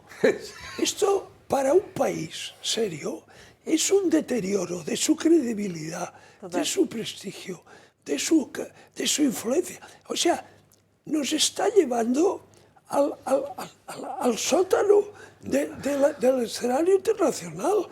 Es que vamos a ser como los apestados, los impresentables, ¿no? O sea, yo como español... La marca ¿Pero por qué ves en futuro? ¿Crees que ya no somos, somos los impresentables como ya? Español, me siento profundamente ofendido de que y no es para menos. Mi imagen... Avergonzado. Porque claro, la imagen de España la compartimos todos los españoles. O sea... Yo iré por el mundo y diré, un español, mira, esto es... Pero ya lo dicen, Alejo, ya por lo este otro lado, Gabriela. Sí, no, simplemente, y por precisión terminológica, ellos hablan de rescisión, incluso alguien dice de prescindir, ¿no? Entonces, ruptura de contrato. Cuando se rescinde hay una causa que te habilita a ello. Pues, exacto, rescisión por fraude de acreedores, por ejemplo. Esto es un incumplimiento de un contrato por resolución unilateral sin causa ninguna. Pero es que además, si su intención fuera, oye, yo he tomado una decisión política y yo voy a resolver, porque me da la gana, todos los contratos, ¿no?, que ha suscrito España con Israel, que lo legislen, si es que el problema es que son tan chapuceros que ni lo han legislado. O sea, ellos anuncian a modo marketingiano que su posición es en contra del conflicto y del genocidio, con razón sin ella, pero, claro, lo tienes que legislar. O sea, lo que no puedes hacer es que la tramitación contractual llegue hasta un momento que se publica en el BOE y ahora que no te lo doy. Es una locura y chapuza también desde esa perspectiva. Pero más allá de todo esto y efectivamente las conveniencias, las repercusiones, consecuencias graves que puede tener, yo me planteo también, oye, España tiene que tener una industria autosuficiente, aunque sea en materia de, no sé, de poder comprar unas balas, unos cartuchos. O sea, no nos podemos suministrar. Antes había otras empresas, pues Santa Bárbara, etcétera, que se privatizaron, ¿no? Y que hoy en día, pues no sé, en decisiones como fronteras o defensa, pues yo creo que debíamos tener un acceso y no estar vendidos a tener que comprar unas balas que me da igual a China, a Israel o a Japón, entiéndeme. Me parece un poco la situación un poco precaria en términos de nuestra industria de defensa. Que esto lo hilo con el plan, ¿no?, que se ha presentado, que, oye, que en principio me puede parecer bien subir los sueldos a los militares, que desde luego estaban horriblemente pagados y me parece de justicia justicia, que es intolerable que un militar cobre menos que un policía o que, bueno, ya que un Ertzaina o que una policía autonómica. Y me parece bien, pero bueno, que necesitamos también autosuficiencia en materia de defensa española. Y aquí queda en evidencia también pues que tenemos que comprarlo todo fuera, ¿no? Ese es un poco el punto. Cambiamos de asunto, si me lo permitís. Hablamos del control monetario, porque bajo el pretexto de luchar contra el fraude fiscal, lo que estamos viendo es como María Jesús Montero está avanzando a pasos agigantados hacia un sistema de vigilancia económica sin precedentes. Fíjense que ahora mismo, en estos momentos, lo que pretende Hacienda es que se justifique cualquier ingreso o retirada de efectivo en nuestro país.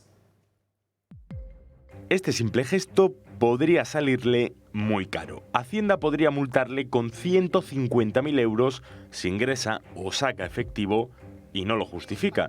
El Ministerio de María Jesús Montero tiene en el punto de mira todos los movimientos de importantes sumas de dinero. De momento no especifican cantidades, pero recalcan que los bancos deben notificar movimientos de más de 3.000 euros. No es la primera vez que Hacienda pretende controlar los flujos de dinero. Desde hace años está prohibido pagar con más de 1.000 euros en físico. Pero los mecanismos de control llegan al mundo digital, como por ejemplo con los movimientos en Bizum, que superen los 10.000 euros anuales, o las rentas sujetas a tributación. Hacienda dice que son medidas para evitar el fraude fiscal. Todo ello coincide con la puesta en marcha por parte del Banco Central Europeo del euro digital, una especie de efectivo electrónico. Muchas personas se preocupan por los supuestos monitoreos que podría provocar la nueva moneda. En Frankfurt niegan esas acusaciones y dicen que es para fortalecer el euro y luchar contra las criptomonedas. Bueno, parece una exageración, pero es el camino que estamos tomando en nuestro país, y lo que estamos viendo es que la privacidad financiera es casi a todas luces un lujo, y en este caso podríamos incluso decir que no se estaría en ningún caso persiguiendo al propio defraudador, Gabriela, sino que se presume que todos y cada uno de nosotros lo somos. Yo creo que tú tienes que justificar ingresos, ¿de acuerdo? Es decir, una persona en un momento dado llega a un banco con una maleta e ingresa 100.000 euros, pues es natural que diga, oiga, ¿esto de dónde viene, no? Pero para un dinero legítimo, con un origen absolutamente legal y transparente, si tú vas al banco y dices, debe 5.000 euros de mi cuenta, y te los llevas, ¿a quién le importa lo que vas a hacer? Es tu privacidad, es tu libertad, ¿no? Por ejemplo, hay gente, digamos ya mayor, ¿no?, que no le gusta pagar con tarjeta, eso, ¿no? Pues, y entonces van al banco y dicen, debe 5.000 euros. Y entonces los tienen en casa y van a la compra y gastan. Pues no les gusta hacerlo así. Oye, ¿qué pasa? Que no pueden. Entonces, esto que es un Estado totalitario ya, policial. O sea, es una cosa...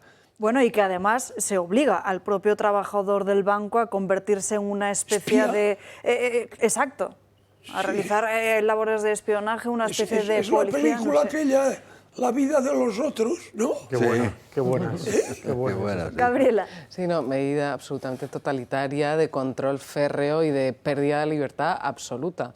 Entonces, efectivamente, pues el Estado, ¿no?, va a tener acceso a qué se gasta cada persona en cada euro, y eso tiene pues muchísima información que yo como persona quiero a lo mejor preservar y quiero saber, oye, ¿qué es lo que voy a hacer con eso? Me parece peligrosísimo. Ojalá esto no llegue a buen puerto, porque efectivamente luego la forma de implementarla, no sé cómo se hace, no sé cómo se persigue, los medios que se tienen que dedicar y el tiempo que se tiene que dedicar, que va a ser otra vez una carga burocrática que nos va a impedir sacar dinero del banco. O sea, va a llegar un momento en el que da desde luego miedo, o sea, dan ganas de irse a un cajero ahora y vamos, a sacar todo lo que uno tiene y meterlo otra vez en el colchón. Es que hemos perdido el sentido y el criterio, y yo creo que sería anticonstitucional esta medida absolutamente. Enrique. Claro, yo creo que eso es yo creo que la cosa está en la inteligencia, la mesura, bueno, un poco lo ha dicho don Alejo, y finalmente las cantidades.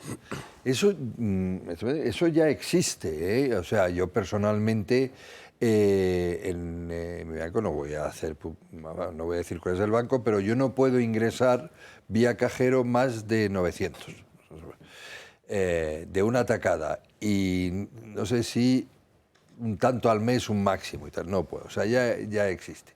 Entonces, son cantidades que más que prevenir de blanqueo de dinero y tal, verdaderamente son inmiscuirse en la vida privada de las personas. O sea, yo creo que eso habría que ser revisado, aunque después no lo hagan porque no van a tener capacidad de todo esto, de ocuparse con la gente que... Y la gente que mueve grandes cantidades de dinero tiene otros sistemas, ¿eh? Pero a mí me parece que sí. Y entonces, a partir del momento que entra dentro de la privacidad y a partir del momento también que entra dentro de la protección de datos y todo esto, yo creo que habría que por lo menos hacer una pregunta al Constitucional de hasta cuánto esto va contra derechos, varios derechos fundamentales de la persona. Derechos fundamentales. Es verdad, exactamente. Eso sí, eso habría que planteárselo. Que se diga, bueno, pues a partir de 150.000, vale, pero... Y el gobierno, como la famosa novela de Orwell, ¿no? Me pone cámaras, claro, y todo el día veo lo que hago. Sobre todo no hay una causa... Eso sería inconstitucional. Claro que bueno, sí. Pues esto es igual. Bueno, eso sería inconstitucional en la época prepumpido. Claro, eso yo no lo sé. Es que hablamos mucho de la inconstitucionalidad, pero es que yo creo que el sanchismo es en sí mismo inconstitucional. Es decir, porque es que todos los decretazos son inconstitucionales. Pero claro, como hay que preguntarle al señor conde Pumpido, y yo siempre me acuerdo del Partido Popular cuando pienso en Pumpido, ¿no? Pero en efecto, es decir, esta cuestión para mí es una paradoja. Es una paradoja que el razonamiento que se otorga para justificarlo es que nos ponen bajo sospecha. Y nos ponen bajo sospecha, es decir, presumiendo nuestra culpabilidad a aquellos que se están llevando nuestro dinero, es decir, casi de una tacada, como decíais, ¿no? Es decir, aquellos que están imputados por 5 delitos, por 2 o por 10, que están en la familia, es decir, aquellos que nos están presumiblemente robando nuestro dinero en la más absoluta impunidad, justifican esta medida que violan nuestra más absoluta intimidad, nuestra más íntima libertad también, es decir, y no tiene ningún problema, ¿no? Es decir, pero sobre todo pienso en la concepción que tiene esta gente del Estado. El Estado es una herramienta, es un instrumento neutro, como decía Gonzalo Fernández de la Mora, cuyo objetivo es facilitar la convivencia, hacer que nuestra vida sea mejor. Y segura. Es decir, ponerla al servicio, poner el Estado al servicio de los ciudadanos. Y sin embargo, utilizan el Estado a su servicio contra aquellos ciudadanos a los que deben servir. Sí, para hacer ingeniería, aunque solo fuera para hacer ingeniería social. Oiga, usted no está para eso. Usted no está para hacer ingeniería social. Está para que cada día seamos más libres, más prósperos y probablemente más cohesionados y más iguales y más solidarios. Pero, sin embargo, en el caso de la propia agencia tributaria lo que vemos es un abuso. De hecho, hace unos pocos días, con el inicio de la campaña de la renta, conocíamos como la mayoría de los ciudadanos que reciben una sanción por no haber presentado bien la declaración de la renta inician ese procedimiento contra Hacienda. No recuerdo exactamente el dato, pero creo que era 8 de cada 10 casos se resuelven contra la propia agencia tributaria y los ciudadanos acaban teniendo la razón, que es un dato muy importante. Después de haber perdido tiempo, energía y dinero, ¿eh? Hay un problema muy importante con lo que es la Hacienda Pública, que el sistema de incentivos de los inspectores de Hacienda, pues es que ellos cobran por acta de infracción. Entonces llega un momento que cobran por prevaricar y luego ya vaya usted, porque parece que nuestro sistema es muy garantista, porque hay muchos recursos de alzada, hasta que la vía administrativa se agote y luego ya tengo derecho a que me lo mire un juez, pero a lo mejor pueden pasar, pues no sé, estoy hablando de 5 o 6 años mínimo, hasta que empieces a que te vea un juez y te puedes llegar hasta 15, 20 años. Entonces, claro, solo el que... Y tú pagas y luego ya te buscas las castañas con tu abogado, que te va a costar no sé cuántos, y un procedimiento de 10 años.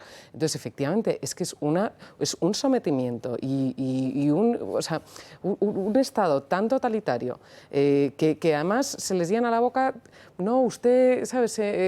Señor contribuyente, esto lo hacemos para prevenir, para que pague todo el mundo. Para que pague todo el mundo, no. Al final, y de aquí me acuerdo un poco del novio de Ayuso, los medios que utiliza la Hacienda Pública y también que, oye, que a la mínima estás en un delito penal, o sea, que ya no es un contencioso administrativo, es que te ves las caras con pena de prisión de libertad, que es que no es ninguna tontería. Entonces tú llegas a un juzgado penal y te dicen, bueno, si firma aquí y tenemos una sentencia de conformidad, pues le rebajo 2/3 de la pena. O sea, todo el sistema está montado para que al final encima tengas que pedir perdón por cometer tú el error porque eres casi un delincuente. Sí, último apunte breve de Enrique, aquí lo dejamos.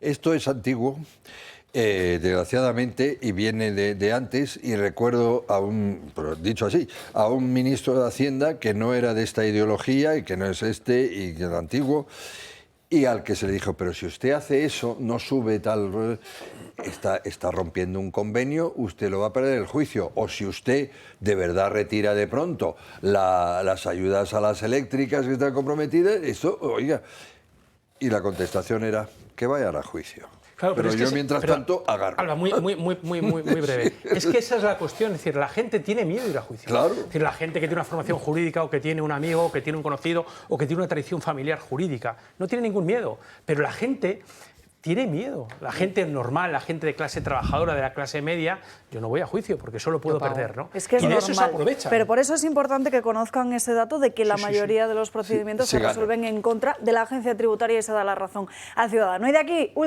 penúltima pausa de publicidad del día de hoy. Y a la vuelta hablamos de lo que sucedió hace un año, de esa carta conmovedora que nos emocionaba a todos del presidente del Gobierno tomándose 5 días de reflexión por ser un hombre profundamente enamorado de su mujer. A la vuelta. Controlar los niveles de azúcar es fundamental para tener una buena salud. Lo sabes bien si eres diabético de tipo 2 o prediabético, o tienes que controlar tu nivel de glucosa en sangre varias veces al día por distintas razones médicas. Hasta ahora esta prueba se hacía con los glucómetros tradicionales, analizando una muestra de sangre extraída tras un pinchazo en el dedo y midiendo el nivel de glucosa con una tira reactiva. Un proceso sin duda doloroso y molesto. Afortunadamente ya es posible conocer estos niveles de una manera más cómoda e indolora, gracias al innovador glucómetro sin pinchazo de Protege tu Vida, sin aguja, sin necesidad de realizar las molestas extracciones de sangre. Este nuevo sistema no invasivo obtiene un resultado igual de fiable con la ayuda de los rayos infrarrojos, metiendo simplemente un dedo en la pinza similar a la que mide el oxígeno en sangre, con resultados en pocos segundos. No lo dudes, llama al 973-0101 y mide tu glucosa en sangre sin pinchazos ni dolor.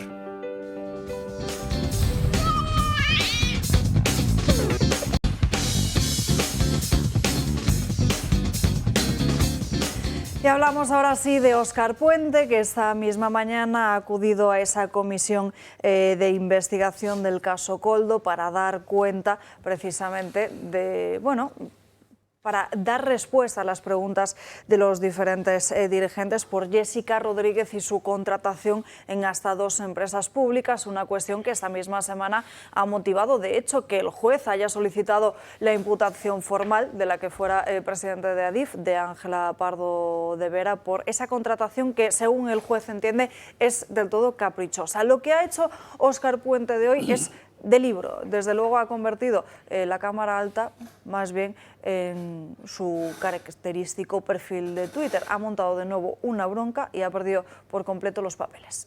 ¿Así? A pesar de las palabras del ministro, yo vengo en son de paz, pero en fin. La comparecencia ha sido bastante tensa, empezando por la auditoría que el propio Puente encargó solo para indagar los contratos de las mascarillas. Defiende todos los pasos que siguió, a pesar de no detectar la gran parte del caso Koldo. La auditoría que yo encargo la encargo conforme a lo que en ese momento se está investigando y sobre lo que se conoce. Por tanto, hubiera hecho exactamente lo mismo. El ministro asegura sentirse escandalizado tras conocer que Jessica Rodríguez, la que fuera amiga especial de Ábalos, cobró y nunca acudió en 2 años a su puesto de trabajo en Ineco. ¿Pero a usted le escandaliza escuchar estas declaraciones? ¿Cómo no me va a escandalizar? Oiga, a mí y a cualquier ciudadano de este país. Pero el ministro sube el tono cuando le preguntan si conocía a Jessica y amenaza con abandonar la sesión cuando el portavoz del PP en la comisión sugiere que el ministro de Transportes sí la conocía. Señor Puente, ¿conoce usted personalmente a esta señorita llamada Jessica Rodríguez García? No. Vaya escándalo sin precedentes sería que el ministro que tiene que investigar los contratos de Jessica la conocía y lo hubiese ocultado. ¿La conoce usted? Yo no, pero hay gente que dice que usted mucho mejor que yo, sí. Diga usted quiénes son esos terceros. Porque si no, señor presidente, me veré obligado a no continuar con esta declaración. Hombre. Diga usted... ¿Qué pasa? ¿Tiene usted miedo? ¿Tiene usted miedo a responder? No, el que tiene que tener miedo es usted. ¿Tiene usted miedo a responder? El que tiene que tener miedo es usted. Yo no tengo miedo de nadie, menos de usted. Los ánimos no se rebajan, la comparecencia se convierte en una batalla de reproches y el presidente de la comisión pide 5 minutos de suspensión. Pero usted sí sabe leer y escribir, ¿verdad? Enhorabuena, porque ya tendría trabajo en INECO.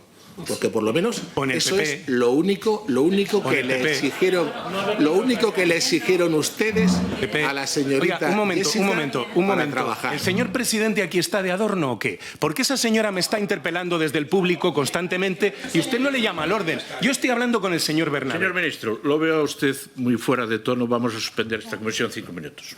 Puente ha terminado su intervención cargando contra la bancada popular. Pues fíjense, si queda mucha comisión...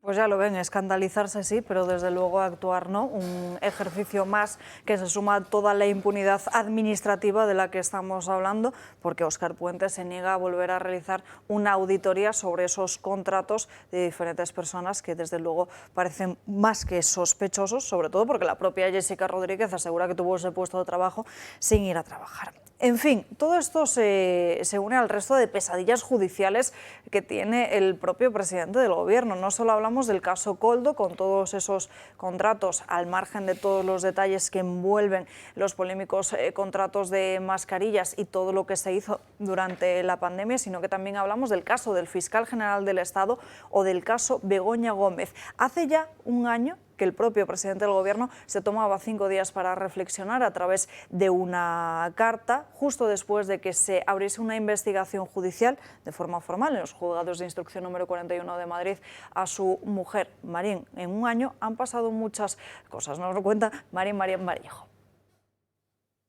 Se cumple hoy un año de aquel 24 de abril de 2024, cuando Pedro Sánchez sorprendió a toda España publicando una carta en la que aseguraba estar profundamente enamorado de su mujer y anunciando que se iba a tomar 5 días para reflexionar si continuar o no al frente de la presidencia del Gobierno.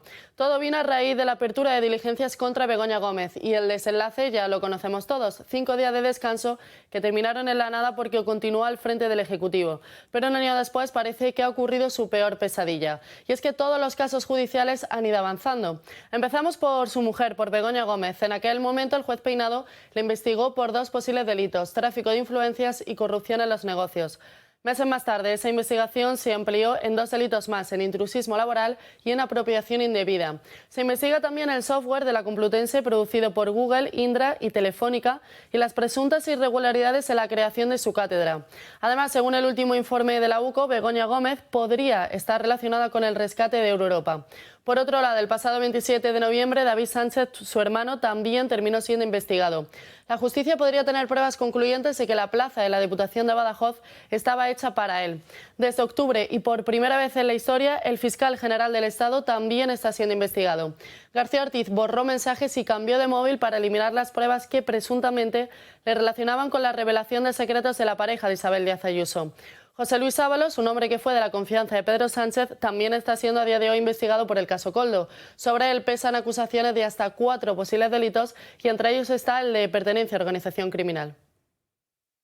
Gracias, Marín. Desde luego todos los escándalos, todas las investigaciones que están abiertas en estos momentos son precisamente eso, un verdadero escándalo, un motivo de preocupación para nuestra democracia, pero sobre todo es la causa del fiscal general del Estado, Óscar. En estas últimas horas hemos conocido también cómo el magistrado ha abierto una pieza separada, la ha declarado secreta durante un mes, ha ordenado a la UCO que le dé cuenta de los avances en las investigaciones durante 5 días, porque ya tiene ese contenido de los mensajes eliminados tanto en su correo electrónico personal, en Google, como también sus mensajes de WhatsApp. La duda está, que era precisamente lo que decíamos esta mañana, en si conoce el contenido o solo el mensaje de salida, es decir, a quién le envió y a qué hora, pero desde luego veremos qué es lo que sucede, pero la imagen de la democracia española con un fiscal general del Estado que debe ser el máximo responsable de que se cumpla la legalidad en nuestro país está dañada. Efectivamente, se hablaba aquí de la carta de enamorado que escribió hace un año, pero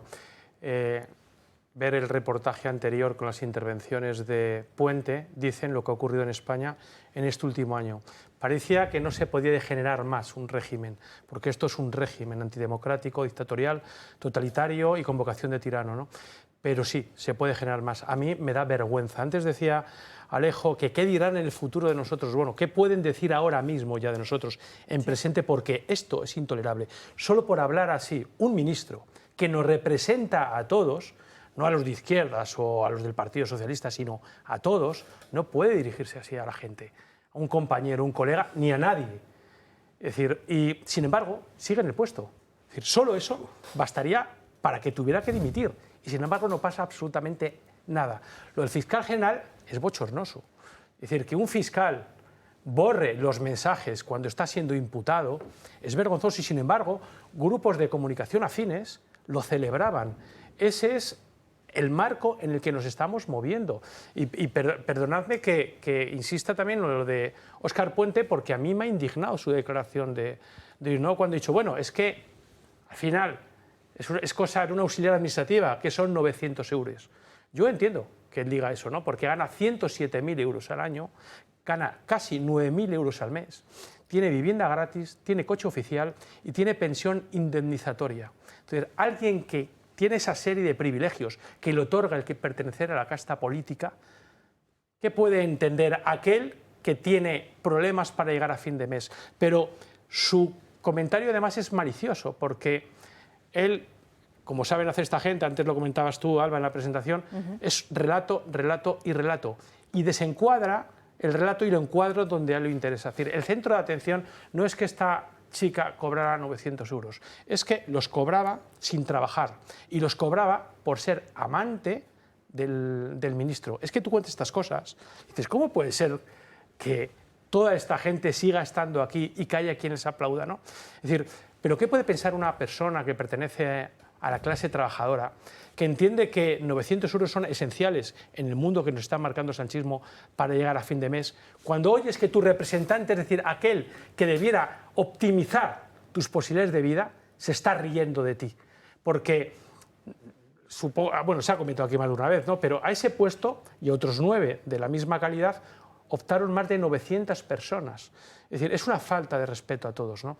Así que, bueno, es decir, un año después, esa carta de enamorado lo que abrió las puertas es a una progresiva degeneración. Y sigo pensando, hoy, un año después, cuando han aparecido, como se ha señalado aquí, el tema de Sánchez, hemos sabido que Koldo, un portero de Puticlub, era el hombre fuerte que introdujo Sánchez, el propio Sánchez, en el caso Ábalos, que ha estado imputado también su hermano, que su mujer, que en aquel momento estaba imputada por 2 delitos, ahora lo está por 5. Es decir, creo que sigue siendo la punta del iceberg y que todavía nos queda muchísimo por descubrir. Desde luego, eso es lo que parece. La maniobra de la famosa carta y los 5 días es una maniobra diseñada perfectamente por un experto en psicología de masas y en comunicación, porque él estaba en un momento muy apurado, ¿os acordáis, no? Sí. Y entonces consigue tener a toda España pendiente de él, bueno, toda España y más allá, pendiente de él durante 5 días. Esto su ego, bueno, entra en éxtasis y lo disfraza presentándose como víctima. ¿Te diste cuenta? Siempre, ¿no? Claro. Lo presentándose como víctima. Y entonces, su partido, ¿os acordáis de la gestualidad desatada de la Chus Montero? ¿No os acordáis? Cuando se fue a manifestar para pedirle que no se fuera, las cosas que hacía. Es decir, el Partido Socialista entró en un estado de histeria, de histeria. ¿Por qué? Por lo que decías tú, que se nos acaba el momio, ¿no? Y entonces consiguió no solo desviar la atención de los problemas que le asediaban y le debilitaban, sino que consiguió crear tal estado de terror en el partido y en sus socios parlamentarios que a partir de este momento los tiene cogidos con el puño y desde luego los maneja como si fueran sus esclavos.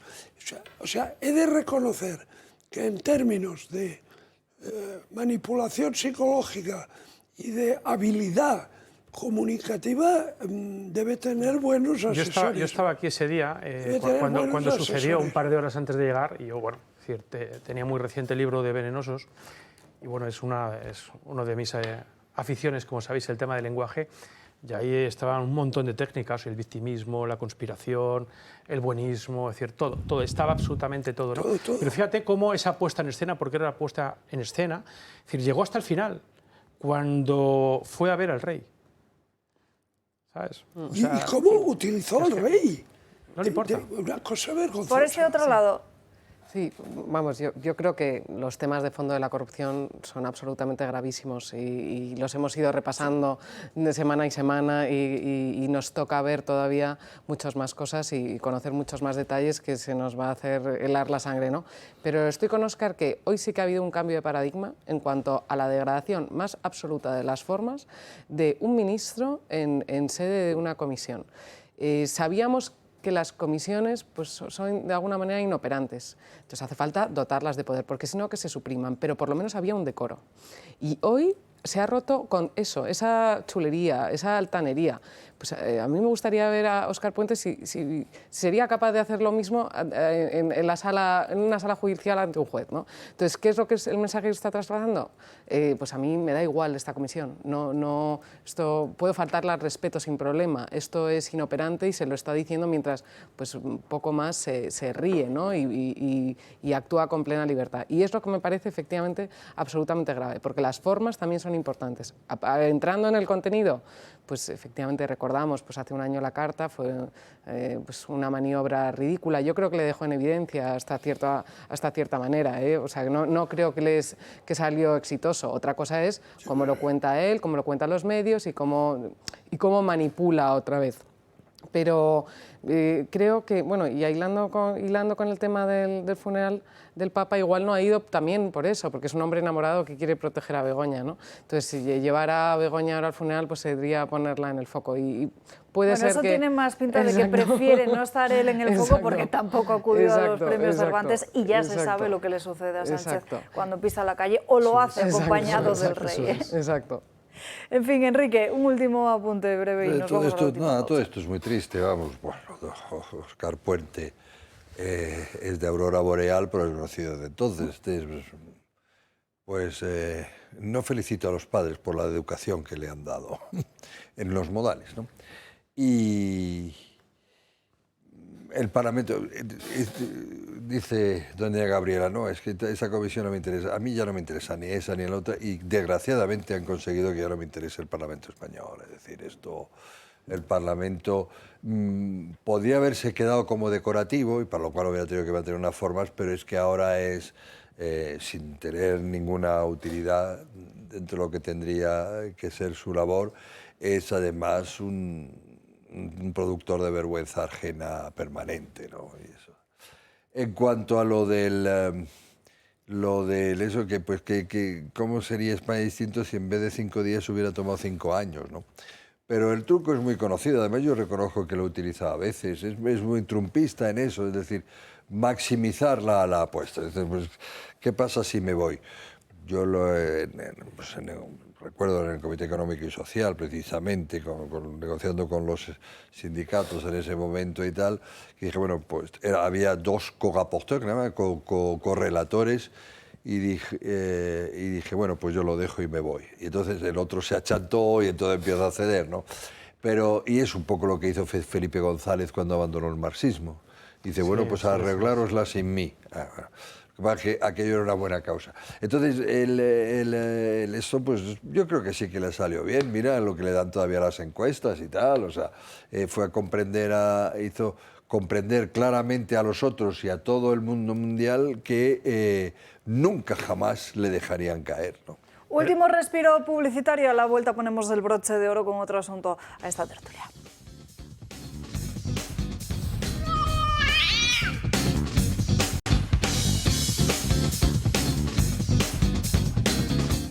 Piensen, ¿qué tienen en común la pandemia, el cambio climático o cuestiones como, por ejemplo, la guerra en Ucrania? Respondemos a esta pregunta. Desde la pandemia, los gobiernos y los entes supranacionales adoptan la política del miedo para controlar a la población. La maniobra es simple: plantear escenarios apocalípticos para que los ciudadanos obedezcan a pies juntillas los mandatos del gobernante, por disparatados que sean. El COVID fue el máximo exponente de esta forma de proceder. Todos con mascarilla, encerrados, guardando distancia con los demás y todos a vacunarse. Funcionó. Ahora lo vuelven a poner en marcha con una potencial guerra mundial provocada por Putin si no se le detiene en Ucrania. Incluso han detallado un kit de supervivencia por si el conflicto bélico llega al resto de Europa. Maniobras para atemorizar a la población de forma injustificada. En este clima de miedo obtienen justificación para lanzar un plan de defensa europeo de 800.000 millones de euros. Lo mismo llevan haciendo años con la supuesta emergencia climática. La ONU, la Comisión Europea y los gobiernos nacionales alertan de que si el ciudadano no se pliega a los objetivos de desarrollo sostenible de la Agenda 2030, el apocalipsis climático es irremediable. El mensaje a la población es hiperbólico y apocalíptico. We are in a climate meltdown. Extreme temperatures, raging fires, droughts, and epic floods are not natural disasters. They are human disasters. That climate change is real, man-made. The threat of climate change is existential. Para evitar este aciago futuro hay que hacer lo que la élite manda: renunciar a los vehículos de combustión, apostar únicamente por las energías renovables, consumir menos carne e incluso pasarse al consumo de bichos, que es mucho más ecológico. Hay personas que no llevan bien este bombardeo constante desde las instituciones y desde los medios de comunicación y que sufren lo denominado como ecoansiedad, una profunda angustia por la degradación ambiental que afecta en lo psicológico y en lo emocional. Esta presión llevada al extremo puede resultar fatal, como demuestra el caso de Nantes. Un estudiante de 16 años ha matado a uno de sus compañeros de instituto y herido a otros 3 con un cuchillo. Poco antes, el atacante envió a sus compañeros un manifiesto elaborado por él mismo de 15 páginas llamado Acción Inmune, en el que critica el sistema global actual porque, a su juicio, destruye el planeta y por ende a la humanidad. El documento habla de que se está produciendo un auténtico ecocidio globalizado. La alerta por la emergencia climática se está yendo de las manos. Bueno, lo que estamos viendo en todos estos casos, Óscar, y ya os pido una última intervención muy breve y rápida a todos, que nos quedan apenas 5 minutos, es la política del miedo, ¿no? Cómo finalmente se usa para hacer según qué cosas desde ciertas administraciones. El miedo es uno de los mecanismos más eficaces para controlar y dominar a la gente. Eso es sabido desde siempre, ¿no? Entonces, el catastrofismo climático, que por cierto carece de base científica, es un instrumento de este tipo que les está funcionando pues maravillosamente. Y la pena es que las sociedades occidentales han caído en esa trampa. Sí, como bien dice Alejo, el miedo siempre ha sido una técnica de comunicación prioritaria para cualquier totalitario. Y el mundo en que vivimos cada vez es más totalitario, pero también hay una segunda lectura que demuestra el efecto que está provocando la educación que le estamos dando a las nuevas generaciones. Muy débiles, muy dependientes, muy frágiles mentalmente, que aceptan cosas que hace igual 30 o 40 años hubiera sido más cuestionable de aceptar, ¿no? Hay un proceso de infantilización y esto es lo que tenemos, adultos muchas veces infantiles. Gabriela. No, yo creo que efectivamente existe una política del miedo muy emotivista, que apela a sentimientos pues, ¿sabes? Pues muy superficiales y bueno, y parafraseando a Juan Pablo II, diría que no tengáis miedo, ¿no? Porque bueno, si pasa, ¿qué importa? Y no me acuerdo cómo era el dicho, pero que hay que enfrentar las cosas y bueno, que a veces son sombras y los miedos son mucho más pequeños, entonces no hay que tener miedo, hay que ser valiente. Enrique.